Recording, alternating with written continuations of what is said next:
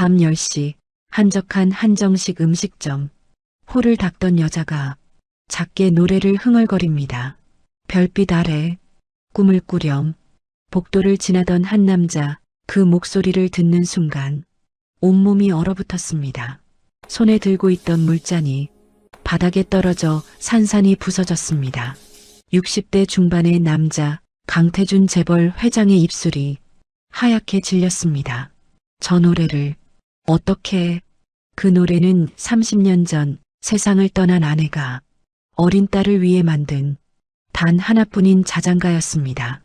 그런데 지금 보육원 출신이라는 이 젊은 여자가 부르고 있습니다. 30년 전 대형마트 화재. 회장은 아내를 잃었고 3살배기 딸은 실종되었습니다. 경찰은 석 달간 수색했지만 찾지 못했죠. 그런데 이 단골 식당에서 그 노래가 들려옵니다. 회장의 시선이 여자의 얼굴로 향합니다. 왼쪽 눈썹이 작은 점, 돌아가신 아내와 똑같습니다. 하지만 회장은 아직 모릅니다. 30년 전 그날 자신의 딸이 사라진 건 단순한 사고가 아니었다는 것을. 누군가 의도적으로 3살 아이를 납치해 산속에 버렸다는 것을. 오늘의 사연을 시작하기 전에 무료인 구독과 좋아요 한번 눌러주신다면 행운과 건강이 늘 함께할 거예요. 시청하고 계신 지역을 댓글로 남겨주시면 그곳으로 따뜻한 마음 전하겠습니다. 밤 10시가 넘은 시각이었습니다.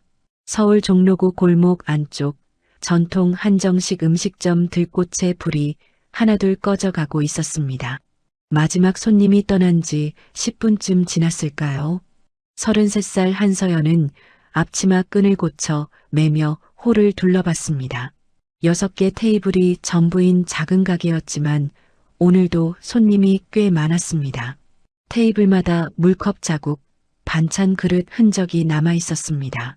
서연은 낡은 행주를 물에 적셨습니다. 차가운 물이 손끝을 적셨지만 이미 익숙한 감촉이었습니다. 첫 번째 테이블부터 천천히 닦아 내려갔습니다. 원을 그리듯 테이블을 닦고 의자를 제자리에 밀어 넣었습니다. 두 번째 테이블, 세 번째 테이블 같은 동작을 반복하는 동안 서연의 입에서 작은 노랫소리가 흘러나왔습니다. 별빛 아래 꿈을 꾸렴. 아주 작은 목소리였습니다. 본인도 모르게 나오는 습관이었습니다. 어릴 때부터 그랬습니다. 정확한 가사는 몰랐습니다. 그저 그 멜로디, 그 몇 마디만 계속 떠올랐습니다. 별빛 아래 꿈을 꾸렴. 서연은 4번째 테이블을 닦으며 다시 한번 흥얼거렸습니다. 왜 이 노래만 기억나는지는 몰랐습니다. 보육원 원장 선생님께 물어봤을 때도 선생님은 고개를 저으셨습니다. 내가 처음 왔을 때부터 그 노래를 부르고 있었어. 누가 가르쳐줬는지는 나도 몰라. 그때 서연의 나이는 겨우 3살이었습니다. 이제 30년이 흘렀지만 그 노래만큼은 여전히 선명했습니다. 주방 쪽에서 설거지 소리가 들려왔습니다. 주인 할머니가 마지막 그릇을 씻고 계셨습니다. 서연아, 오늘도 수고했어. 할머니의 목소리가 따뜻했습니다. 아니에요, 할머니. 제가 마저 할게요. 서연은 마지막 테이블을 닦고 주방으로 향했습니다. 싱크대에는 아직 몇 개의 접시가 남아 있었습니다. 서연은 소매를 걷어붙이고 설거지를 시작했습니다. 따뜻한 물이 손을 감쌌습니다. 설거지를 하는 동안에도 서연은 계속 노래를 흥얼거렸습니다. 별빛 아래 꿈을 꾸렴. 바로 그때였습니다. 복도 쪽에서 뭔가 떨어지는 소리가 들렸습니다. 쨍그랑 유리가 깨지는 날카로운 소리였습니다. 서연은 깜짝 놀라 고개를 들었습니다. 손님? 서연은 황급히 손을 닦고 복도로 나갔습니다. 화장실 앞 복도에 한 남자가 서 있었습니다. 60대 중반쯤 보이는 정갈한 양복 차림의 남자였습니다. 그의 발밑에는 깨진 물잔 조각들이 흩어져 있었습니다. 물이 바닥에 번져 있었습니다. 남자는 그대로 굳은 듯 서 있었습니다. 얼굴이 창백했습니다. 입술이 하얗게 질려 있었습니다. 손님 괜찮으세요? 서연은 다급히 다가갔습니다. 남자는 서연을 쳐다봤습니다. 그의 눈빛이 이상했습니다. 놀람과 혼란, 그리고 뭔가 말할 수 없는 감정이 뒤섞여 있었습니다. 저기, 서연은 바닥에 유리 조각을 가리켰습니다. 다치셨어요? 제가 치울게요. 남자는 대답하지 않았습니다. 그저 서연의 얼굴을 뚫어지게 쳐다볼 뿐이었습니다. 서연은 불편함을 느꼈습니다. 손님? 그 노래. 남자의 목소리가 떨렸습니다. 방금 부르던 노래. 서연은 잠시 멈칫했습니다. 네, 그 노래를 어디서 배웠나요? 남자의 목소리에는 절박함이 묻어 있었습니다. 서연은 어리둥절했습니다. 무슨 노래요? 별빛 아래. 남자가 중얼거렸습니다. 꿈을 꾸렴. 그 노래. 서연의 눈이 커졌습니다. 아, 그거요? 서연은 작게 웃었습니다. 저도 잘 모르겠어요. 어릴 때부터 그냥 흥얼거리던 노래예요. 어릴 때부터? 남자의 목소리가 더 떨렸습니다. 몇 살 때부터요? 글쎄요. 기억나는 한 계속이었던 것 같아요. 보육원 원장 선생님 말로는 제가 3살 때부터 그 노래를 불렀대요. 남자의 얼굴에서 핏기가 완전히 사라졌습니다. 그는 벽을 짚으며 몸을 가누었습니다. 회장님, 뒤에서 다급한 목소리가 들렸습니다. 양복을 입은 또 다른 남자가 급히 다가왔습니다. 회장님, 괜찮으십니까? 비서로 보이는 남자가 회장을 부축했습니다. 회장은 비서의 부축을 받으면서도 시선은 서연에게서 떠나지 않았습니다. 당신, 이름이 한서연이요. 서연은 조심스럽게 대답했습니다. 한서연. 회장은 그 이름을 되뇌었습니다. 몇 살이죠? 33이요. 회장의 어깨가 미세하게 떨렸습니다. 33. 30년 전 잃어버린 딸이라면 지금 33이었습니다. 비서가 회장을 이끌었습니다. 회장님, 먼저 나가시죠. 회장은 비서의 손을 뿌리쳤습니다. 잠깐만. 회장은 서연을 다시 쳐다봤습니다. 혹시 부모님은? 서연의 표정이 조금 어두워졌습니다. 없어요. 저는 보육원에서 자랐어요. 회장의 손이 떨렸습니다. 보육원? 네. 소망 보육원이요.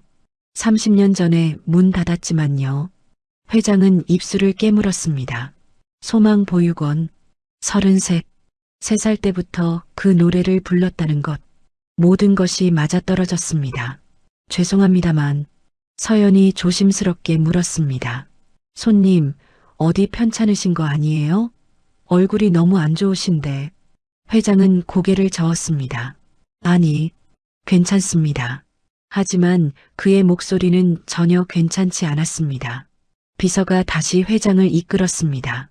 회장님, 차가 밖에서 기다리고 있습니다. 회장은 마지막으로 서연을 쳐다봤습니다. 서연의 왼쪽 눈썹 위 작은 점 하나가 보였습니다. 회장의 심장이 쿵쾅거렸습니다. 그 점, 돌아가신 아내도 똑같은 위치에 점이 있었습니다. 다음에 다시 오겠습니다. 회장은 겨우 그 말을 남기고 복도를 나섰습니다. 서연은 멍하니 서 있었습니다. 바닥에 깨진 유리 조각들을 내려다봤습니다. 이상한 손님이었습니다. 왜 그렇게 놀란 표정이었을까요? 왜 그 노래를 물었을까요? 서연은 고개를 저었습니다. 별일 아니겠지. 서연은 빗자루를 가지러 갔습니다. 회장은 차에 올라탔습니다. 비서가 조심스럽게 물었습니다. 회장님, 괜찮으십니까? 회장은 대답 대신 떨리는 손으로 핸드폰을 꺼냈습니다. 30년 전 자료를 찾아. 네, 무슨 태성마트 화재 사건, 그리고 실종 아동 수사 기록, 전부 찾아봐. 비서의 눈이 커졌습니다. 회장님, 설마. 회장은 창밖을 쳐다봤습니다. 들꽃 식당의 불빛이 점점 멀어졌습니다. 그 노래는. 회장의 목소리가 떨렸습니다. 내 아내가 만든 노래야. 세상에 단 하나뿐인. 하지만 그 여자가 그 노래를 알고 있어. 3살 때부터 회장은 눈을 감았습니다. 지아, 내 딸일지도 몰라. 차는 밤거리를 달렸습니다. 회장의 가슴은 30년 만에 처음으로 뜨겁게 뛰고 있었습니다. 불가능한 일이었습니다. 하지만 그 노래, 그 나이, 그 점, 모든 것이 너무 정확했습니다.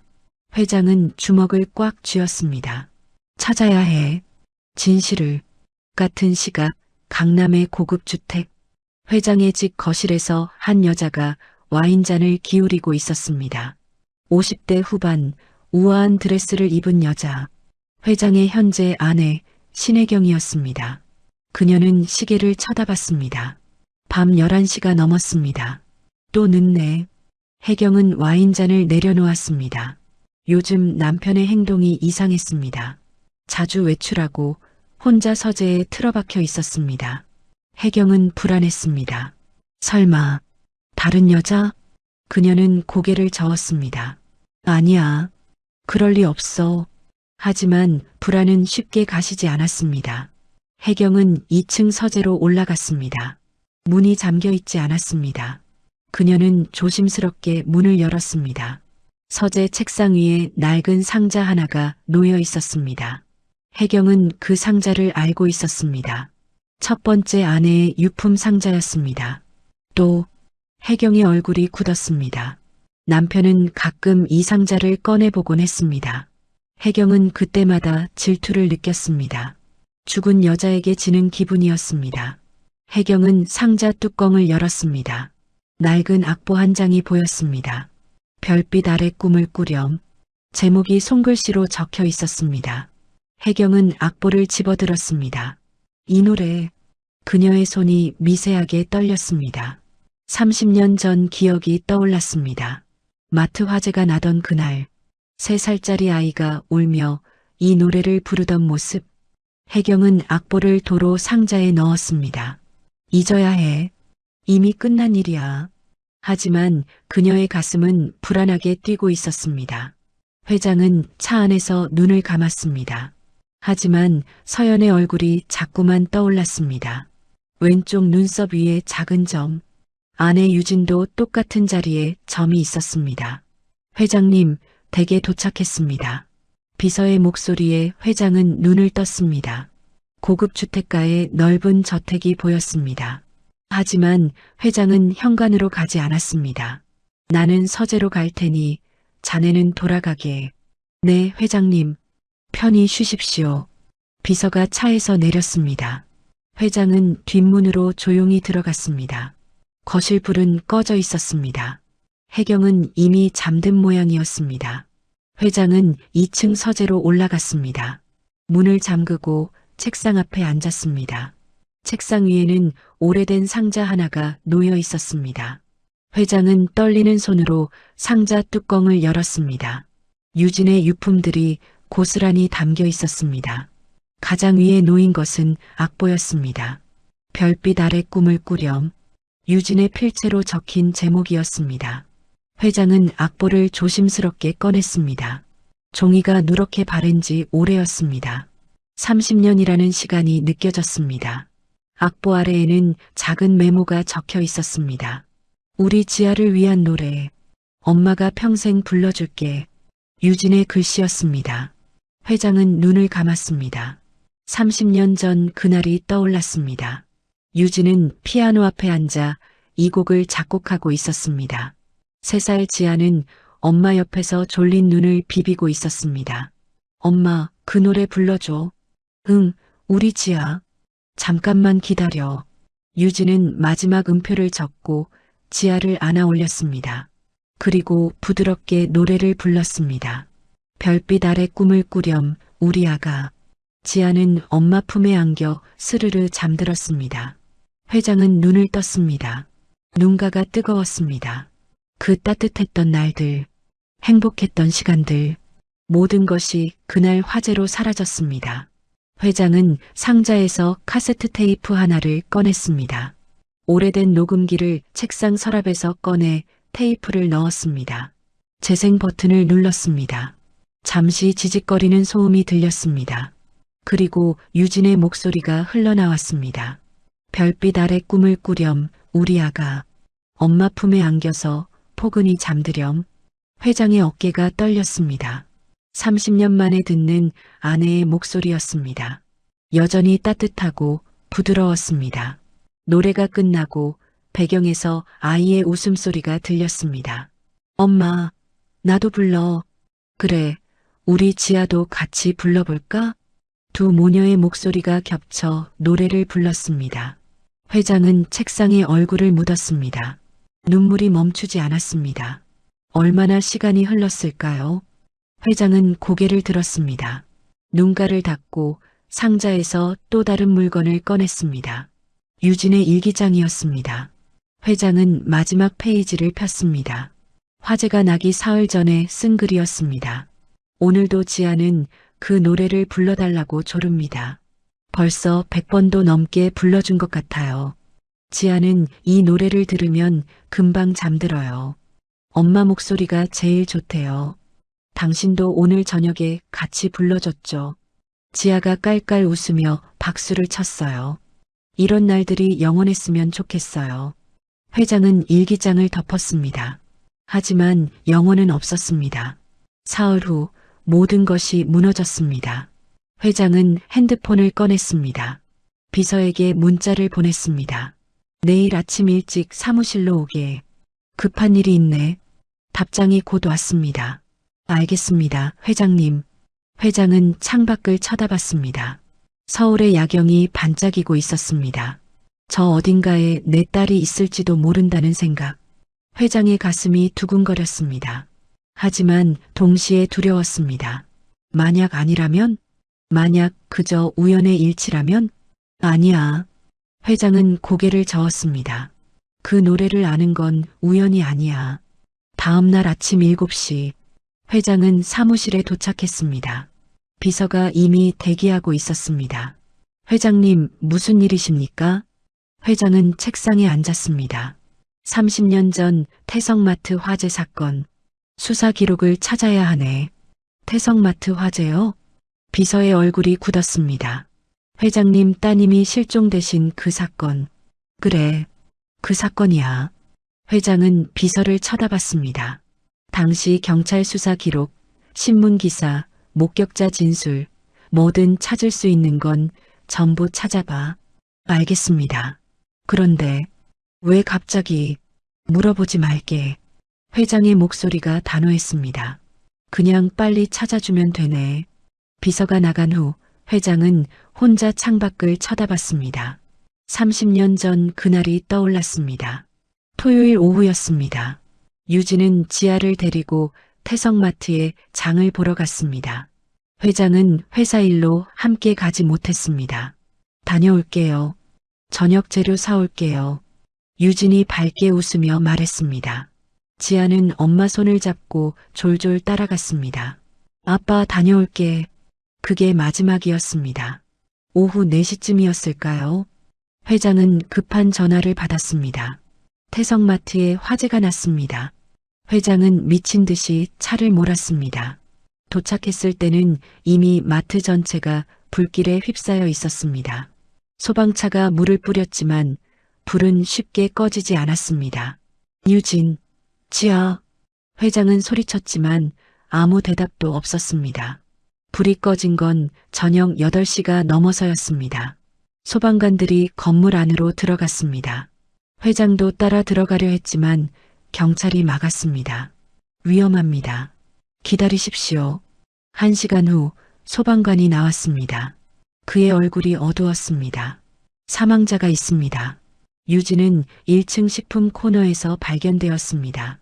연기에 질식해 그 자리에서 사망했습니다.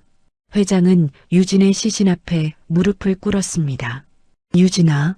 하지만 지아는 보이지 않았습니다. 아이는? 3살짜리 여자아이는? 소방관이 고개를 저었습니다.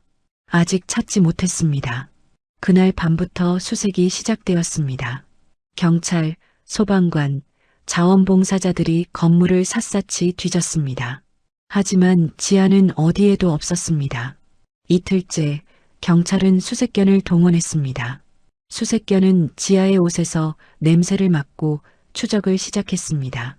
마트에서 출발해 도심을 가로지르고 외곽으로 향했습니다. 하지만 도심 외곽 어느 지점에서 냄새가 완전히 끊겼습니다. 담당 형사가 회장에게 말했습니다. 이상합니다. 3살 아이가 혼자 이렇게 먼 거리를 걸을 수 없습니다. 그럼 무슨 뜻입니까? 누군가 아이를 데려간 것 같습니다. 회장은 그 말을 듣는 순간 무너졌습니다. 아내는 죽었고 딸은 납치되었습니다. 경찰은 석 달간 수사했습니다. 하지만 단서는 전혀 나오지 않았습니다. CCTV는 화재로 대부분 파손되었습니다. 목격자도 없었습니다. 결국 사건은 미제로 남았습니다. 회장은 눈을 감았습니다. 30년이 흐른 지금도 그날의 기억은 생생했습니다. 지아, 어디 있니? 회장은 중얼거렸습니다. 오후 2시쯤 비서가 서류 뭉치를 들고 들어왔습니다. 회장님 찾았습니다. 비서는 책상 위에 파일을 펼쳤습니다. 30년 전 태성마트 화재 사건 수사 기록입니다. 회장은 파일을 집어들었습니다. 첫 페이지에는 사건 개요가 적혀 있었습니다. 사건명 태성마트 화재 사건. 일시 30년 전 10월 15일 오후 3시 45분. 장소 서울 강남구 태성마트. 원인 전기합선 추정. 사망자 12명. 부상자 38명. 실종자 1명. 강지아, 여, 당시 3세. 회장은 다음 페이지를 넘겼습니다. 수색 보고서가 나왔습니다. 수색견 추적 결과 마트에서 북동쪽 방향으로 약 15km 지점까지 추적. 도심 외곽 산자락에서 냄새 추적 중단. 해당 구역은 당시 개발되지 않은 야산 지역으로 주택이나 건물 전무, 아동이 스스로 이동했을 가능성 희박. 제3자 개입 의심됨. 회장의 손이 떨렸습니다. 담당 형사 소결란을 읽었습니다. 본 사건은 단순 실종이 아닌 유괴 가능성이 높음. 그러나 몸값 요구나 협박 전화 등 일체 없음. 범인의 동기 불명. 추가 수사 필요하나 단서 부족으로 난항 예상. 회장은 파일을 덮었습니다. 누가 내 딸을 데려간 거야? 회장의 목소리가 떨렸습니다. 비서가 조심스럽게 물었습니다. 회장님, 왜 갑자기 이 사건을? 어젯밤에 한 여자를 만났네. 회장이 말했습니다. 33살, 보육원 출신, 3살 때부터 보육원에서 자랐다고 하더군. 비서의 눈이 커졌습니다. 설마 그 여자가 아내가 만든 노래를 알고 있었어. 3살 때부터 흥얼거렸다고 했네. 비서는 할 말을 잃었습니다. 회장은 자리에서 일어났습니다. 소망보육원, 30년 전에 문을 닫았다고 했지? 네, 제가 확인해 보겠습니다. 비서가 급히 컴퓨터를 켰습니다. 잠시 후 비서가 말했습니다. 소망보육원, 서울 강북구 소재, 30년 전 운영 중단. 당시 원장은 김영숙, 현재 70대 초반으로 추정됩니다. 연락처를 찾아봐. 알겠습니다. 회장은 창밖을 쳐다봤습니다. 퍼즐 조각들이 맞춰지기 시작했습니다. 화재가 난 날 지아는 마트에서 납치되었습니다. 범인은 아이를 도심 외곽까지 데려갔습니다. 그리고 어딘가에 버렸습니다. 그 근처에 소망보육원이 있었을 것입니다. 지아, 회장은 중얼거렸습니다. 내가 살아있었구나. 같은 시각, 들꽃 식당. 서연은 점심 손님들을 맞이하고 있었습니다. 하지만 머릿속은 복잡했습니다. 어젯밤 그 이상한 손님이 자꾸 떠올랐습니다. 왜 그렇게 놀랐을까? 왜 그 노래를 물었을까? 서연은 고개를 저었습니다. 쓸데없는 생각하지 말자. 하지만 가슴 한구석이 이상하게 두근거렸습니다. 저녁이 되었습니다. 서연은 마지막 설거지를 마치고 앞치마를 벗었습니다. 할머니, 먼저 들어갈게요. 그래, 조심히 가. 서연은 식당 문을 나섰습니다. 골목을 걸어 나오는데 누군가 서연을 불렀습니다. 한서연 씨? 서연은 돌아봤습니다. 양복을 입은 남자가 서 있었습니다. 어젯밤 그 회장의 비서였습니다. 저기, 무슨 일이세요? 비서가 공손하게 말했습니다. 회장님께서 뵙고 싶어 하십니다. 회장님이요? 네. 드릴 말씀이 있으시답니다. 서연은 당황했습니다. 무슨 말씀을요? 비서는 미소 지었습니다. 직접 들어보시는 게 좋을 것 같습니다. 서연은 고급 세단 뒷좌석에 앉아 있었습니다. 비서가 운전석에서 조용히 차를 몰았습니다. 창밖으로 강남의 야경이 흘러갔습니다. 서연은 긴장한 얼굴로 손가락을 꼬았다 폈다 했습니다. 저기, 정말 무슨 일인지 말씀해 주실 수 없나요? 비서가 백미러로 서연을 쳐다봤습니다. 회장님께서 직접 말씀하실 겁니다. 조금만 기다려 주세요. 차는 조용한 주택가로 접어들었습니다. 높은 담장과 넓은 정원을 가진 저택들이 늘어서 있었습니다. 서연은 창밖을 보며 작게 한숨을 쉬었습니다. 이런 동네는 처음이었습니다. 차가 한 저택 앞에 멈췄습니다. 철문이 자동으로 열렸습니다. 차는 천천히 안으로 들어갔습니다. 넓은 정원에 가로등이 켜져 있었습니다. 현관 앞에 회장이 서 있었습니다. 서연은 차에서 내렸습니다. 안녕하세요. 서연은 어색하게 인사했습니다. 회장은 고개를 숙였습니다. 와주셔서 감사합니다. 안으로 드시죠. 회장은 서연을 서재로 안내했습니다. 2층 끝에 있는 조용한 방이었습니다. 책장에는 두꺼운 책들이 빼곡했습니다. 창문 너머로 서울 야경이 보였습니다. 앉으세요. 회장이 소파를 가리켰습니다. 서연은 조심스럽게 앉았습니다. 회장은 맞은편 소파에 앉았습니다. 잠시 침묵이 흘렀습니다. 회장이 먼저 입을 열었습니다. 갑자기 부른 것 죄송합니다. 아니에요. 그런데 무슨 일이신지. 회장은 책상 위 서류 파일을 집어들었습니다. 이걸 먼저 보여드려야 할 것 같습니다. 회장은 파일을 서연에게 건넸습니다. 서연은 파일을 받아 펼쳤습니다. 첫 페이지에 태성마트 화재 사건이라는 제목이 보였습니다. 이게 뭐죠? 30년 전 사건 기록입니다. 서연은 다음 페이지를 넘겼습니다. 사망자 명단이 나왔습니다. 그중 한 이름의 밑줄이 그어져 있었습니다. 이유진 여 당시 32세. 서연은 회장을 쳐다봤습니다. 이분이 제 아내였습니다. 회장의 목소리가 떨렸습니다. 30년 전 화재로 세상을 떠났습니다. 서연은 할 말을 잃었습니다. 회장은 계속 말했습니다. 그날 아내는 딸과 함께 마트에 갔습니다. 장을 보러요. 딸이요? 네. 당시 3살이었습니다. 회장은 다음 페이지를 가리켰습니다. 실종자 명단이 나왔습니다. 강지아 여 당시 3세. 서연의 눈이 커졌습니다. 이 아이가 제 딸입니다. 아니, 딸이었습니다. 회장은 눈을 감았습니다. 화재 후 석 달간 수색했지만 찾지 못했습니다. 그럼 지금은 모릅니다. 회장이 눈을 떴습니다. 30년간 찾지 못했습니다. 서연은 파일을 내려다봤습니다. 가슴이 먹먹했습니다. 정말 죄송합니다. 아닙니다. 회장은 고개를 저었습니다. 제가 이 이야기를 꺼낸 이유가 있습니다. 회장은 책상에서 또 다른 서류를 꺼냈습니다. 이건 당시 수색 보고서입니다. 서연은 보고서를 받아 읽었습니다. 수색견 추적 결과, 도심 외곽까지, 냄새 추적 중단.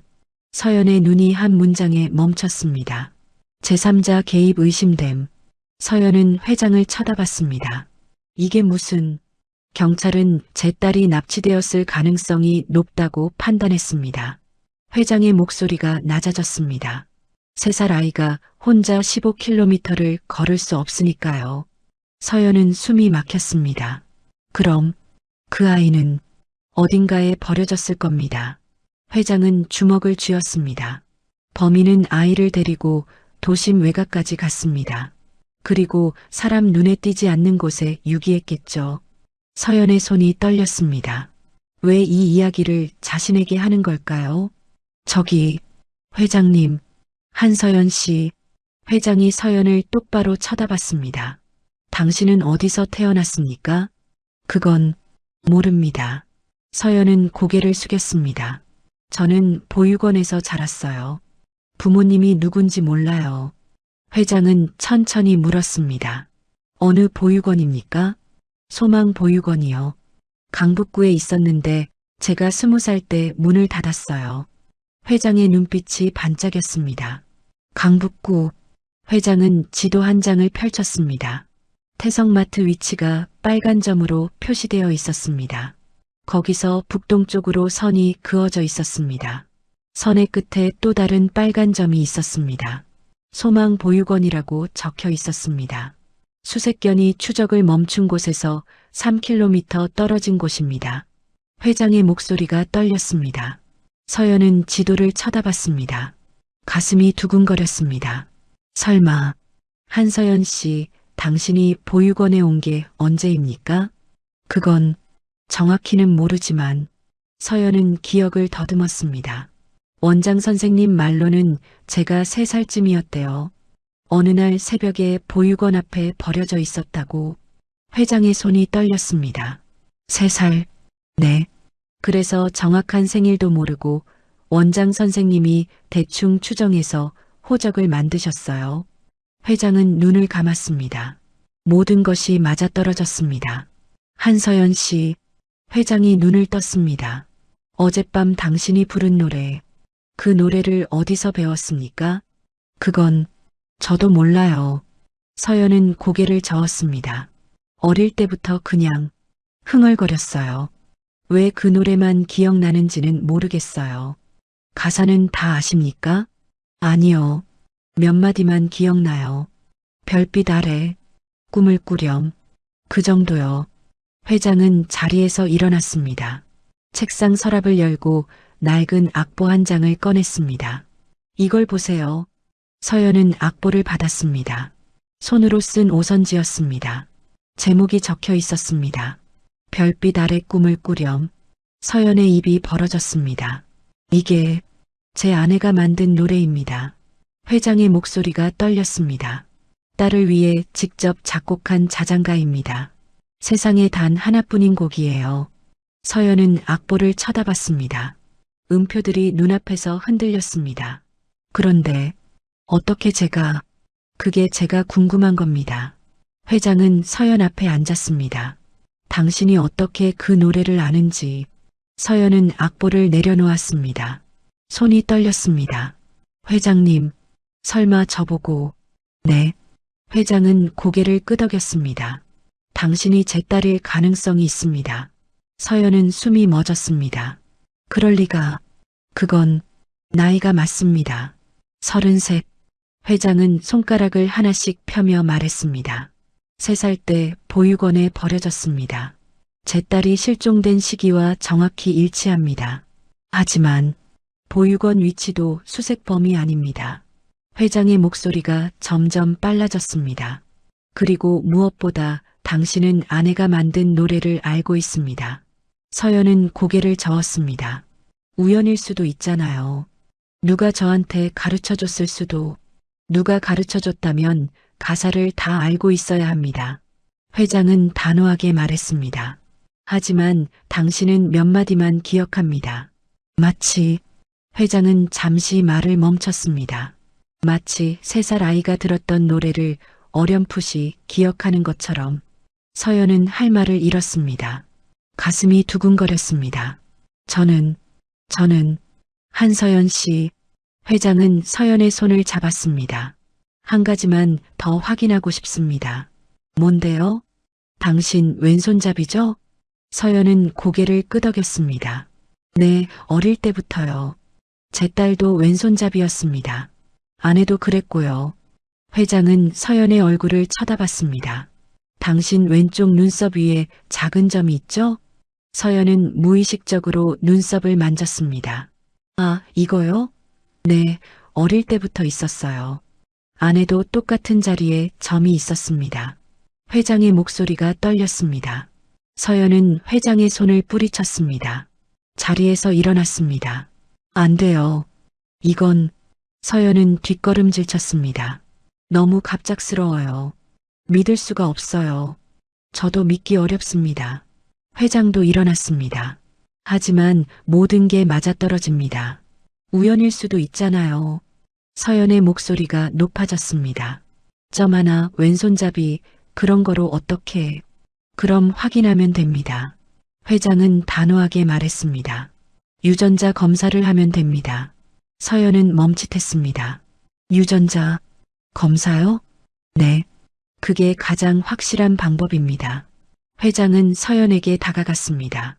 만약 당신이 제 딸이 아니라면 검사 결과가 그렇게 나올 겁니다. 그럼 저도 포기하죠. 하지만 만약 서연의 목소리가 떨렸습니다. 만약 정말 그렇다면요? 회장은 서연을 똑바로 쳐다봤습니다. 그럼 저는 30년 만에 제 딸을 찾는 겁니다. 서연은 눈을 감았습니다. 머릿속이 복잡했습니다. 평생 부모가 누군지 궁금했습니다. 왜 자신을 버렸는지 알고 싶었습니다. 하지만 지금 이 순간이 너무 두려웠습니다. 만약 정말 이 사람의 딸이라면? 만약 버려진 게 아니라 납치된 거라면? 서연은 눈을 떴습니다. 검사를 받으면 제가 모든 걸 책임지겠습니다. 회장은 진지하게 말했습니다. 결과가 어떻게 나오든 당신께 피해가 가지 않도록 하겠습니다. 서연은 한숨을 쉬었습니다. 알겠어요. 정말입니까? 네. 저도 알고 싶으니까요. 서연은 회장을 쳐다봤습니다. 제 부모가 누군지, 왜 저를 버렸는지 회장의 눈가가 붉어졌습니다. 당신을 버린 게 아닙니다. 네. 만약 당신이 제 딸이라면 회장의 목소리가 떨렸습니다. 누군가 당신을 빼앗아 간 겁니다. 저는 30년간 당신을 찾았습니다. 서연의 눈에 눈물이 맺혔습니다. 평생 버려진 아이라고 생각했습니다. 아무도 원하지 않은 존재라고 믿었습니다. 하지만 지금 이 사람은 말하고 있습니다. 당신을 찾았다고, 30년간 찾았다고. 회장님, 내일 병원에 같이 가시죠. 회장은 서연의 어깨에 손을 올렸습니다. 일주일이면 결과가 나옵니다. 같은 시각, 저택 2층 침실. 혜경은 창문 너머로 정원을 내려다보고 있었습니다. 서재 불빛이 보였습니다. 남편이 누군가와 이야기하고 있었습니다. 혜경은 눈을 가늘게 떴습니다. 누구지? 그녀는 복도로 나왔습니다. 조심스럽게 서재 쪽으로 걸어갔습니다. 문틈으로 희미하게 목소리가 들렸습니다. 유전자 검사, 제 딸이라면. 혜경의 얼굴이 창백해졌습니다. 그녀는 재빨리 계단을 내려갔습니다. 현관 쪽 창문으로 정원을 쳐다봤습니다. 잠시 후 서재 문이 열렸습니다. 회장과 젊은 여자가 나왔습니다. 혜경은 커튼 뒤에 숨어 그들을 지켜봤습니다. 여자의 얼굴이 현관 불빛에 비쳤습니다. 혜경은 숨이 막혔습니다. 저 여자 어디서 본 것 같은 얼굴이었습니다. 혜경은 기억을 더듬었습니다. 그리고 떠올랐습니다. 30년 전 마트 화재 현장. 울고 있던 3살짜리 여자아이. 박철수가 안고 차에 태웠던 그 아이. 설마. 혜경의 손이 떨렸습니다. 여자가 차에 올랐습니다. 비서가 운전석에 앉았습니다. 차가 출발했습니다. 회장은 차가 사라질 때까지 서 있었습니다. 그리고 천천히 집 안으로 들어왔습니다. 혜경은 재빨리 2층으로 올라갔습니다. 침실 문을 닫고 등을 기댔습니다. 가슴이 미친 듯이 뛰었습니다. 안 돼, 안 돼. 혜경은 떨리는 손으로 핸드폰을 꺼냈습니다. 전화번호부를 뒤적였습니다. 박철수, 30년간 연락하지 않았던 이름이었습니다. 혜경은 통화 버튼을 눌렀습니다. 혜경은 침대 끝에 앉아 핸드폰을 쥐고 있었습니다.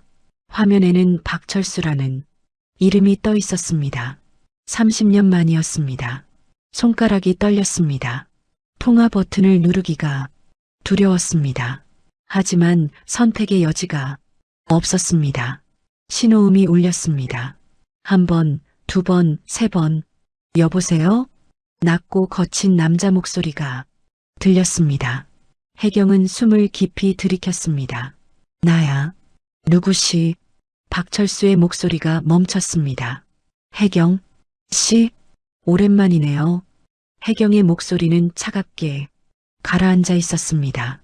박철수는 잠시 말이 없었습니다. 왜? 연락하셨어요? 만나야겠어요. 만나요? 지금? 내일 오전 10시 홍대 앞 그 카페 기억하죠? 박철수는 한숨을 쉬었습니다. 30년 만에 갑자기 꼭 만나야 해요. 혜경의 목소리에 절박함이 묻어났습니다. 급한 일이에요. 박철수는 잠시 망설였습니다. 알겠습니다. 내일 봐요. 전화가 끊겼습니다. 혜경은 핸드폰을 내려놓았습니다. 손이 여전히 떨렸습니다. 그녀는 창밖을 쳐다봤습니다. 서울의 야경이 반짝였습니다.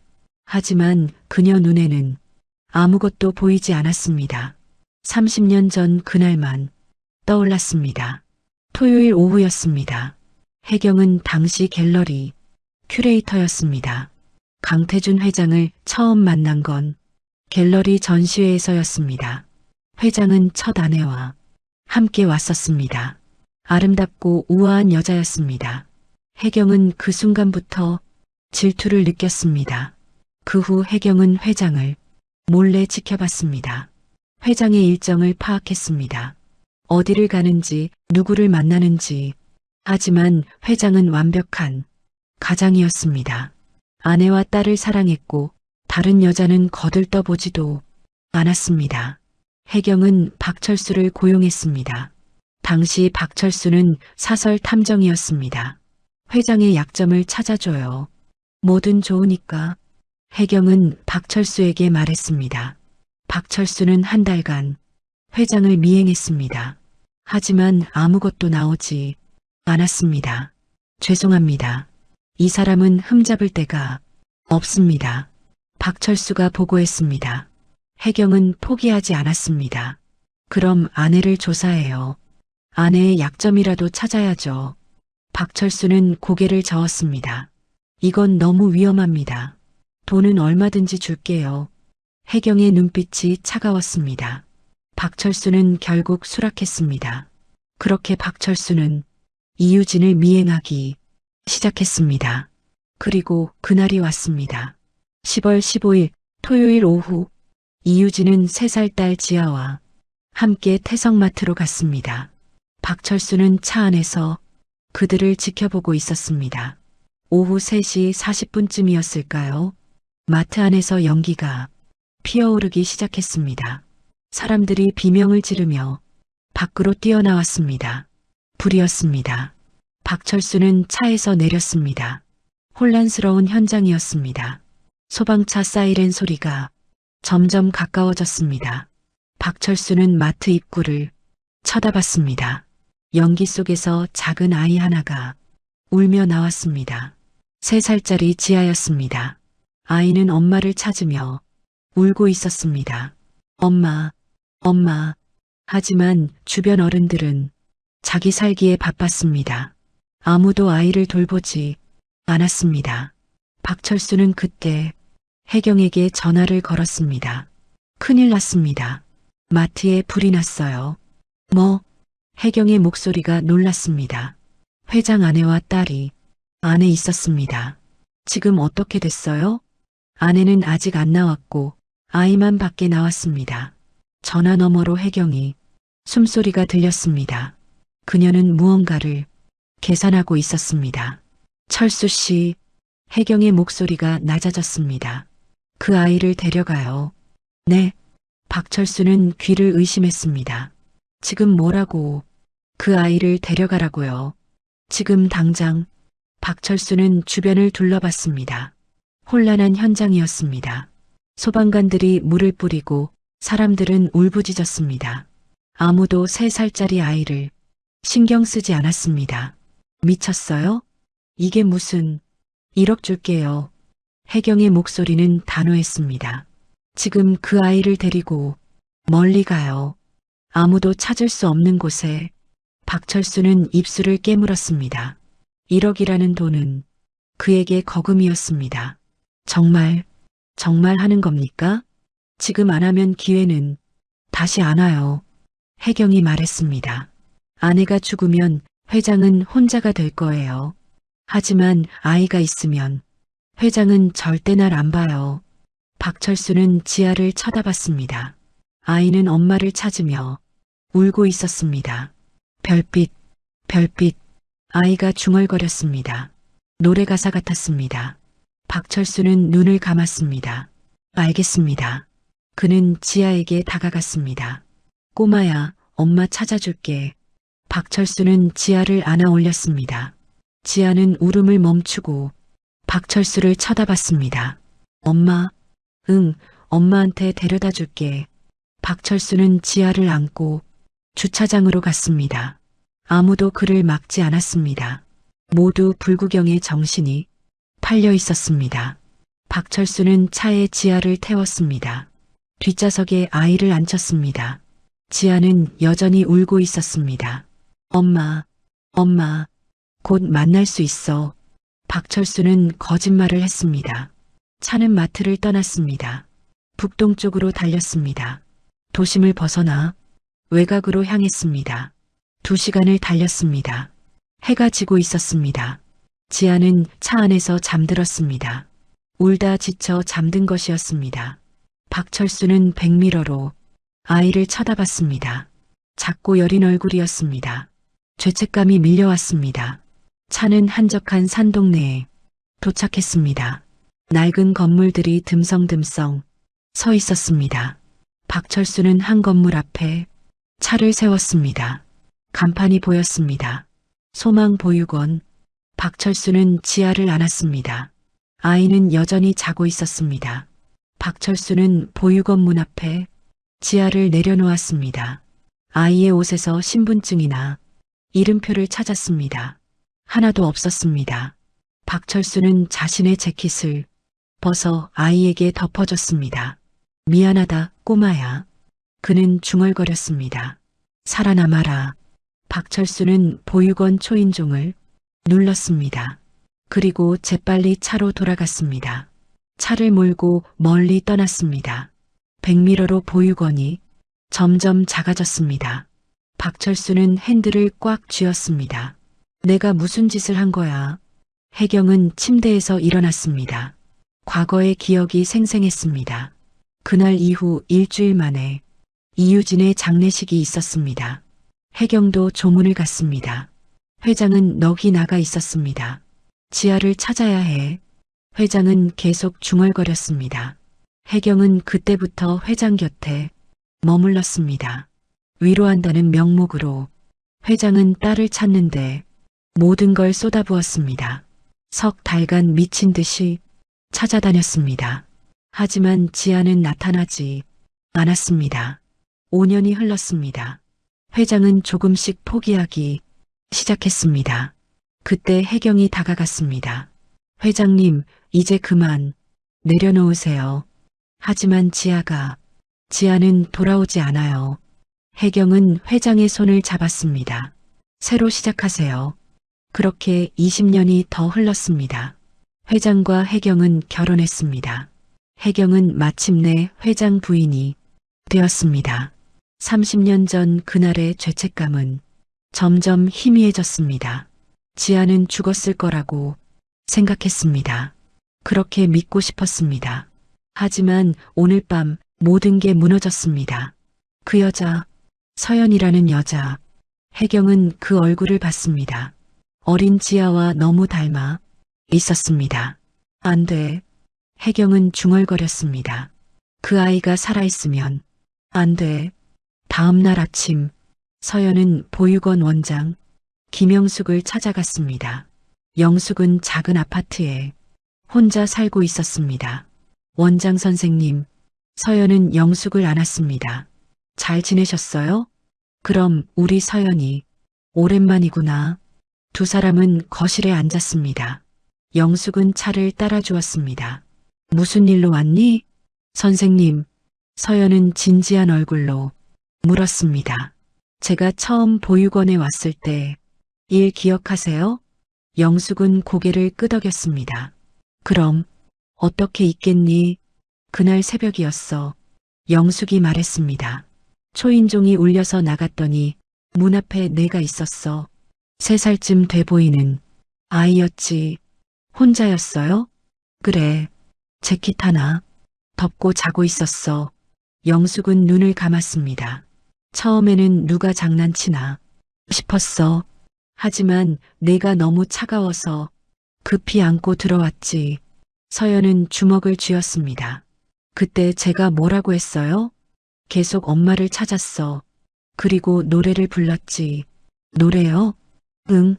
별빛 어쩌고. 그런 노래였어. 가사는 정확히 기억 안 나지만 서연의 가슴이 두근거렸습니다. 경찰에 신고는 했어요? 당연히 했지. 하지만 부모를 찾지 못했어. 당시 실종 아동 명단에도 내 이름은 없었어. 영숙은 서연의 손을 잡았습니다. 그래서 내가 내 이름을 지어줬잖니. 한서연. 서연은 눈물이 핑 돌았습니다. 선생님, 왜 갑자기 이런 걸 물어보니? 혹시? 서연은 망설였습니다. 제 부모를 찾을 수 있을까요? 영숙의 눈이 커졌습니다. 무슨 일이 있었니? 서연은 어제 일을 이야기했습니다. 회장을 만난 것, 자장가 이야기, 유전자 검사 제안까지. 영숙은 입을 다물지 못했습니다. 그럼 너는? 모르겠어요. 서연은 고개를 저었습니다. 하지만 확인은 해봐야죠. 영숙은 서연을 꼭 안았습니다. 서연아, 조심해라. 부잣집 일은 복잡하단다. 알아요. 서연은 영숙의 등을 토닥였습니다. 같은 시각 홍대 앞 카페, 혜경은 구석 자리에 앉아 있었습니다. 선글라스를 끼고 모자를 눌렀었습니다. 누가 알아볼까 두려웠습니다. 문이 열리고 한 남자가 들어왔습니다. 60대 초반 수척한 얼굴의 남자였습니다. 박철수였습니다. 박철수는 혜경을 발견하고 다가왔습니다. 오랜만입니다. 그의 목소리는 쉬어 있었습니다. 혜경은 고개만 끄덕였습니다. 박철수가 앉았습니다. 잠시 침묵이 흘렀습니다. 왜 부르셨어요? 박철수가 먼저 물었습니다. 혜경은 선글라스를 벗었습니다. 그녀의 눈은 차갑게 가라앉아 있었습니다. 30년 전 그 일, 기억하죠? 박철수의 얼굴이 굳었습니다. 왜 갑자기 그 아이 말이에요. 혜경은 몸을 앞으로 기울였습니다. 어디에 버렸죠? 박철수는 입술을 깨물었습니다. 소망 보육원 앞이었습니다. 보육원 이름은 소망 보육원이요. 강북구에 있었는데 지금은 문 닫았을 겁니다. 혜경의 손이 떨렸습니다. 소망 보육원. 어젯밤 들은 그 이름이었습니다. 그 아이. 혜경의 목소리가 떨렸습니다. 살아있어요. 박철수의 눈이 커졌습니다. 뭐라고요? 살아있다고요. 그리고 남편을 만났어요. 박철수는 의자에 등을 기댔습니다. 얼굴이 창백해졌습니다. 그럼 회장님이 아시는? 아직은 확실하지 않아요. 혜경은 주먹을 쥐었습니다. 하지만 유전자 검사를 하려고 해요. 유전자 검사? 일주일이면 결과가 나와요. 혜경의 눈빛이 날카로워졌습니다. 박철수는 고개를 저었습니다. 끝났군요. 다 끝났어. 아니에요. 혜경은 단호하게 말했습니다. 아직 끝난 게 아니에요. 무슨 소리예요? 검사 결과가 나오면 그 전에 막아야죠. 혜경의 목소리는 차가웠습니다. 박철수는 혜경을 쳐다봤습니다. 그녀의 눈에서 광기가 느껴졌습니다. 설마 또 입 다물고 있어요. 혜경은 박철수를 노려봤습니다. 당신도 공범이에요. 잊지 마요. 박철수는 할 말을 잃었습니다. 혜경은 자리에서 일어났습니다. 절대 입 밖에 내지 마요. 안 그러면. 알았어요. 박철수는 힘없이 대답했습니다. 혜경은 선글라스를 다시 끼고 카페를 나갔습니다.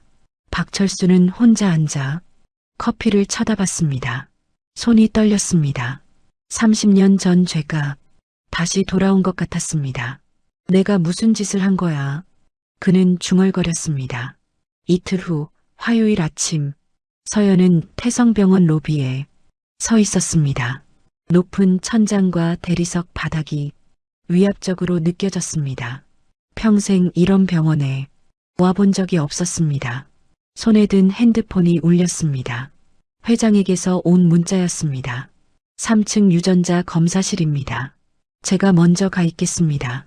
서연은 엘리베이터에 올랐습니다. 3층 버튼을 눌렀습니다. 가슴이 두근거렸습니다. 오늘 검사를 받으면 일주일 후 결과가 나옵니다. 그러면 모든 게 밝혀집니다. 자신이 누구인지, 부모가 누구인지, 왜 보육원에 버려졌는지. 엘리베이터 문이 열렸습니다. 복도 끝에 유전자 검사실, 간판이 보였습니다. 서연은 천천히 걸어갔습니다. 문을 열고 들어갔습니다. 대기실에 회장이 앉아 있었습니다. 회장은 서연을 보고 자리에서 일어났습니다. 오셨군요. 네. 서연은 작게 대답했습니다. 간호사가 다가왔습니다. 강태준 회장님, 한서연 씨 맞으시죠? 네. 이쪽으로 오세요. 두 사람은 검사실로 안내되었습니다. 하얀 침대와 의료기구들이 가득한 방이었습니다. 간호사가 설명했습니다. 간단한 체열 검사입니다. 팔 좀 내밀어 주세요. 서연이 먼저 팔을 걷어 올렸습니다. 차가운 알코올솜이 피부를 닦았습니다. 바늘이 들어왔습니다. 찌릿한 통증이 느껴졌습니다. 피가 주사기 안으로 천천히 차올랐습니다. 간호사는 능숙하게 시험관에 피를 옮겼습니다. 끝났습니다. 간호사가 밴드를 붙여줬습니다. 회장도 같은 과정을 거쳤습니다. 두 사람의 혈액 샘플이 나란히 놓였습니다. 간호사가 말했습니다. 일주일 후 결과 나옵니다. 연락드리겠습니다. 감사합니다. 회장이 고개를 숙였습니다. 두 사람은 병원 로비로 내려왔습니다. 회장이 물었습니다. 커피 한 잔 하시겠습니까? 서연은 망설였습니다. 저 식당 일이 1시간만 시간을 내주실 수 없을까요? 회장의 눈빛이 간절했습니다. 드릴 말씀이 있습니다. 서연은 고개를 끄덕였습니다. 두 사람은 병원 근처 조용한 카페로 갔습니다. 창가 자리에 앉았습니다. 커피가 나왔습니다. 회장은 커피를 한 모금 마시고 입을 열었습니다. 제 이야기를 좀 들려드리고 싶습니다. 첫 아내 유진과는 35년 전에 만났습니다. 회장의 목소리가 부드러워졌습니다. 갤러리 전시회에서였죠. 유진은 피아니스트였습니다. 손가락이 참 아름다웠어요. 회장은 잠시 말을 멈췄습니다. 첫눈에 반했습니다. 결혼하고 2년 후에 지아가 태어났습니다. 회장의 눈가가 붉어졌습니다. 정말 예쁜 아이였어요. 유진을 꼭 닮았죠. 왼쪽 눈썹 위에 작은 점이 있었습니다. 서연은 무의식적으로 자신의 눈썹을 만졌습니다. 지아는 엄마를 정말 좋아했습니다. 회장이 계속 말했습니다. 매일 밤 유진이 불러주는 자장가를 들어야 잠들었어요. 유진이 지아를 위해 직접 만든 노래였습니다. 별빛 아래 꿈을 꾸렴. 서연의 가슴이 뛰었습니다. 그날도 회장의 목소리가 떨렸습니다. 토요일이었습니다. 유진은 지아를 데리고 장을 보러 갔어요. 저는 회사 일로 함께 가지 못했습니다. 회장은 주먹을 쥐었습니다. 그게 마지막이었습니다.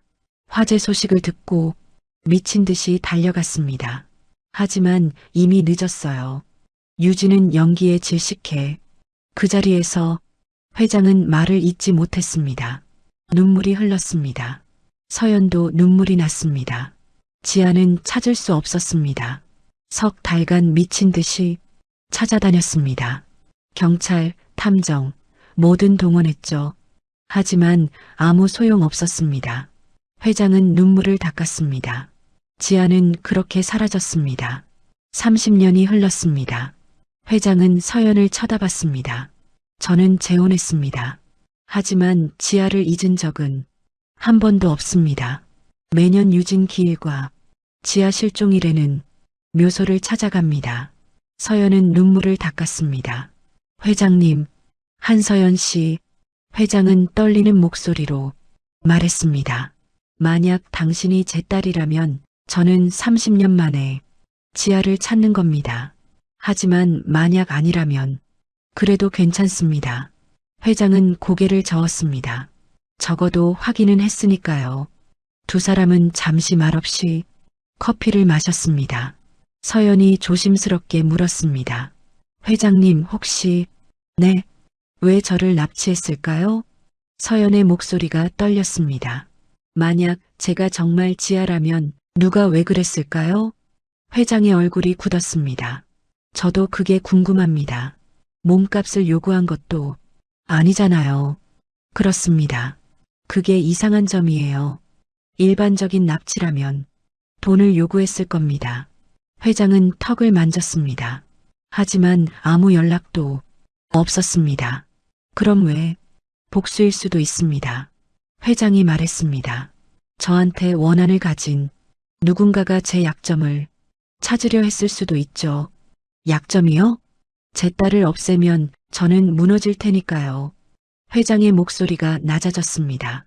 서연은 소름이 돋았습니다. 그럼 그 사람은 지금도 모릅니다. 회장은 창밖을 쳐다봤습니다. 하지만 확실한 건 그 사람이 당신을 죽이지는 않았다는 겁니다. 보육원에 버렸으니까요. 네, 차라리 살려준 거죠.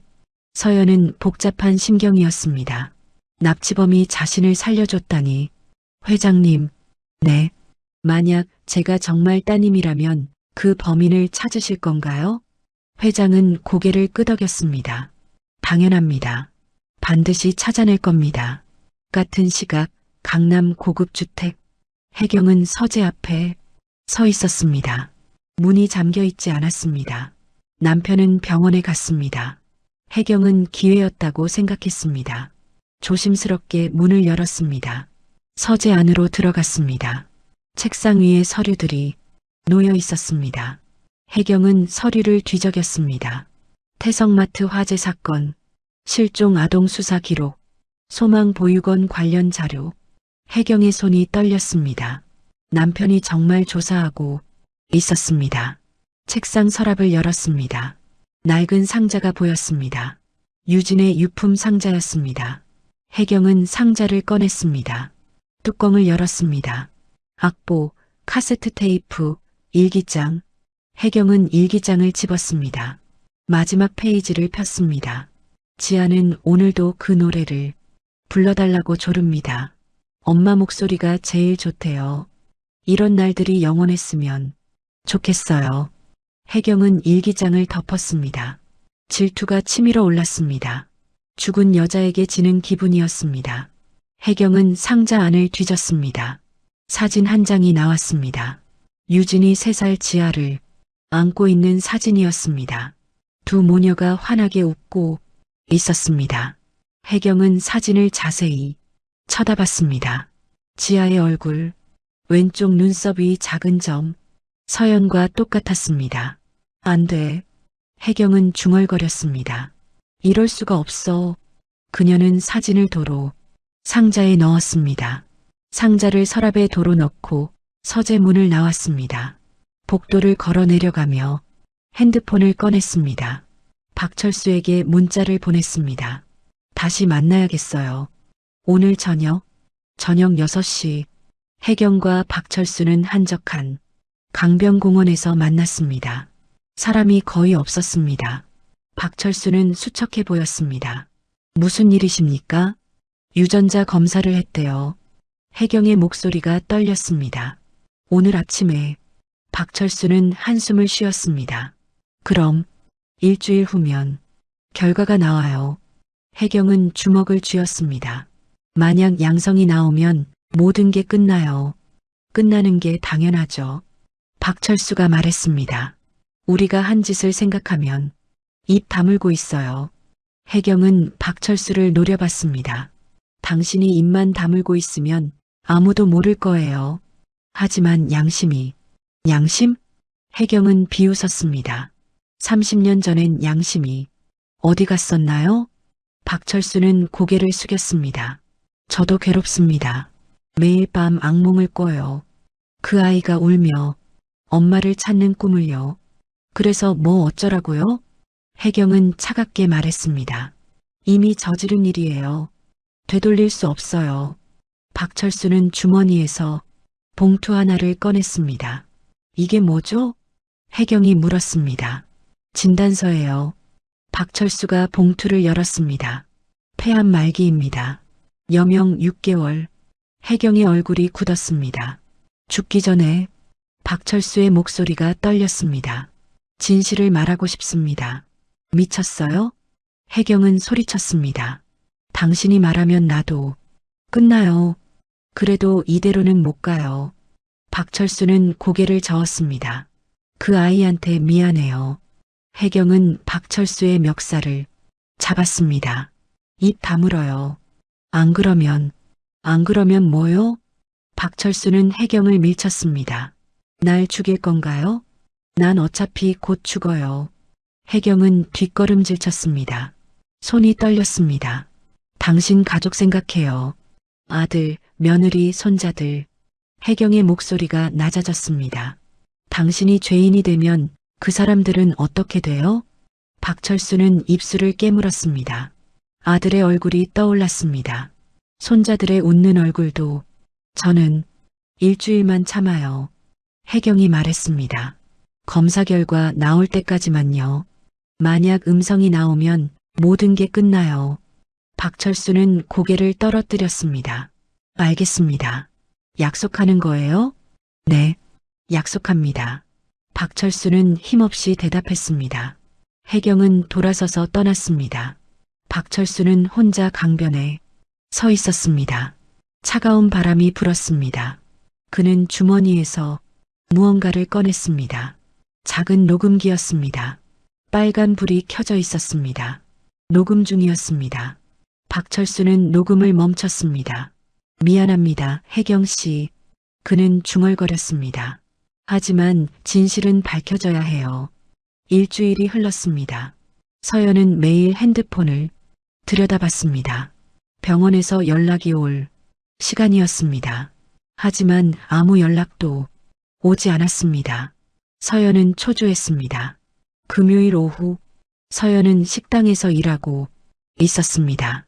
설거지를 하는데 핸드폰이 울렸습니다. 모르는 번호였습니다. 서연은 손을 닦고 전화를 받았습니다. 여보세요? 한서연 씨십니까? 여자 목소리였습니다. 네. 태성병원 유전자 검사실입니다. 서연의 가슴이 두근거렸습니다. 검사 결과가 나왔습니다. 네. 서연의 목소리가 떨렸습니다. 강태준 회장님과 한서연 씨의 유전자 검사 결과입니다. 간호사의 목소리가 이어졌습니다. 99.99% 일치합니다. 서연은 숨이 멎었습니다. 생물학적 부녀관계가 확실합니다. 핸드폰이 손에서 미끄러졌습니다. 바닥에 떨어져 소리가 났습니다. 서연은 그 자리에 주저앉았습니다. 눈물이 쏟아졌습니다. 저는 말이 나오지 않았습니다. 주방에서 할머니가 달려나왔습니다.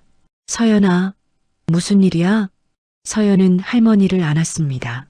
할머니, 제 아빠를 찾았어요. 뭐, 제 진짜 아빠요. 서연은 울면서 말했습니다. 같은 시각 회장 사무실, 회장도 같은 전화를 받고 있었습니다.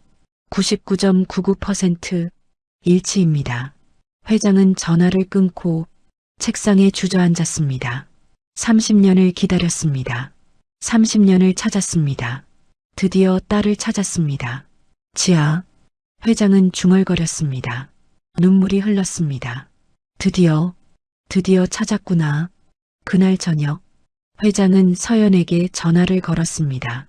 지아, 회장의 목소리가 떨렸습니다. 아니, 서연 씨, 만날 수 있을까요? 서연은 눈물을 닦았습니다. 네, 어디서 만날까요?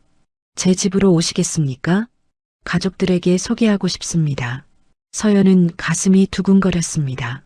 가족, 평생 한 번도 가져보지 못한 그 단어였습니다. 지금 갈게요. 제가 차를 보내겠습니다. 30분 후 서연은 회장의 저택 앞에 서 있었습니다. 높은 철문이 열렸습니다. 넓은 정원을 지나 현관으로 향했습니다. 회장이 문 앞에 서 있었습니다. 서연을 보자마자 회장의 눈에 눈물이 맺혔습니다. 지아, 회장은 서연을 안았습니다. 내 딸, 드디어 찾았구나. 서연도 회장을 안았습니다. 아빠, 처음 불러보는 그 호칭이 낯설면서도 따뜻했습니다. 두 사람은 한참을 그렇게 서 있었습니다. 안으로 들어가자 회장은 서연의 손을 잡았습니다. 거실로 들어갔습니다. 넓은 거실에는 아무도 없었습니다. 부인은요? 서연이 조심스럽게 물었습니다. 곧 올 겁니다. 위에서 준비 중이에요. 회장은 서연을 소파에 앉혔습니다. 서연아. 회장은 서연의 손을 잡았습니다. 아니, 지아라고 불러도 될까? 아직은 서연이 편해요. 서연은 미소 지었습니다. 30년간 서연으로 살았으니까요. 그래, 알겠어. 천천히 적응하자. 회장도 미소 지었습니다. 2층에서 발소리가 들렸습니다. 혜경이 계단을 내려오고 있었습니다. 우아한 드레스를 입고 화장을 진하게 했습니다. 하지만 얼굴은 굳어 있었습니다. 혜경은 거실로 들어왔습니다. 서연을 쳐다봤습니다. 여보, 회장이 일어섰습니다. 소개하겠소. 이 사람이. 알아요. 혜경은 차갑게 말했습니다. 검사 결과 나왔다며요. 네, 확실합니다. 회장은 서연을 가리켰습니다. 이 아이가 우리 지아예요. 혜경은 서연을 쳐다봤습니다. 눈빛이 차갑게 가라앉아 있었습니다. 그래서요? 그래서라니. 회장은 당황했습니다. 이 아이가 내 딸이라고요. 알아요. 혜경은 팔짱을 꼈습니다. 그래서 이제 어쩌려고요? 서연은 불편함을 느꼈습니다. 혜경의 태도가 적대적이었습니다. 저기, 부인. 서연이 조심스럽게 말했습니다. 처음 뵙겠습니다. 한서연입니다. 혜경은 대꾸하지 않았습니다. 그저 차갑게 쳐다볼 뿐이었습니다. 여보, 좀 지나친 것. 아니요. 회장이 혜경을 나무랐습니다. 이 아이는 30년 만에 돌아온 내 딸이요. 그래서요? 혜경은 비웃었습니다. 30년간 어디서 뭐하고 살았는지도 모르는 사람을 그냥 받아들이라고요? 서연의 얼굴이 굳었습니다. 저는 보육원에서 자랐다며요? 혜경의 목소리가 날카로워졌습니다.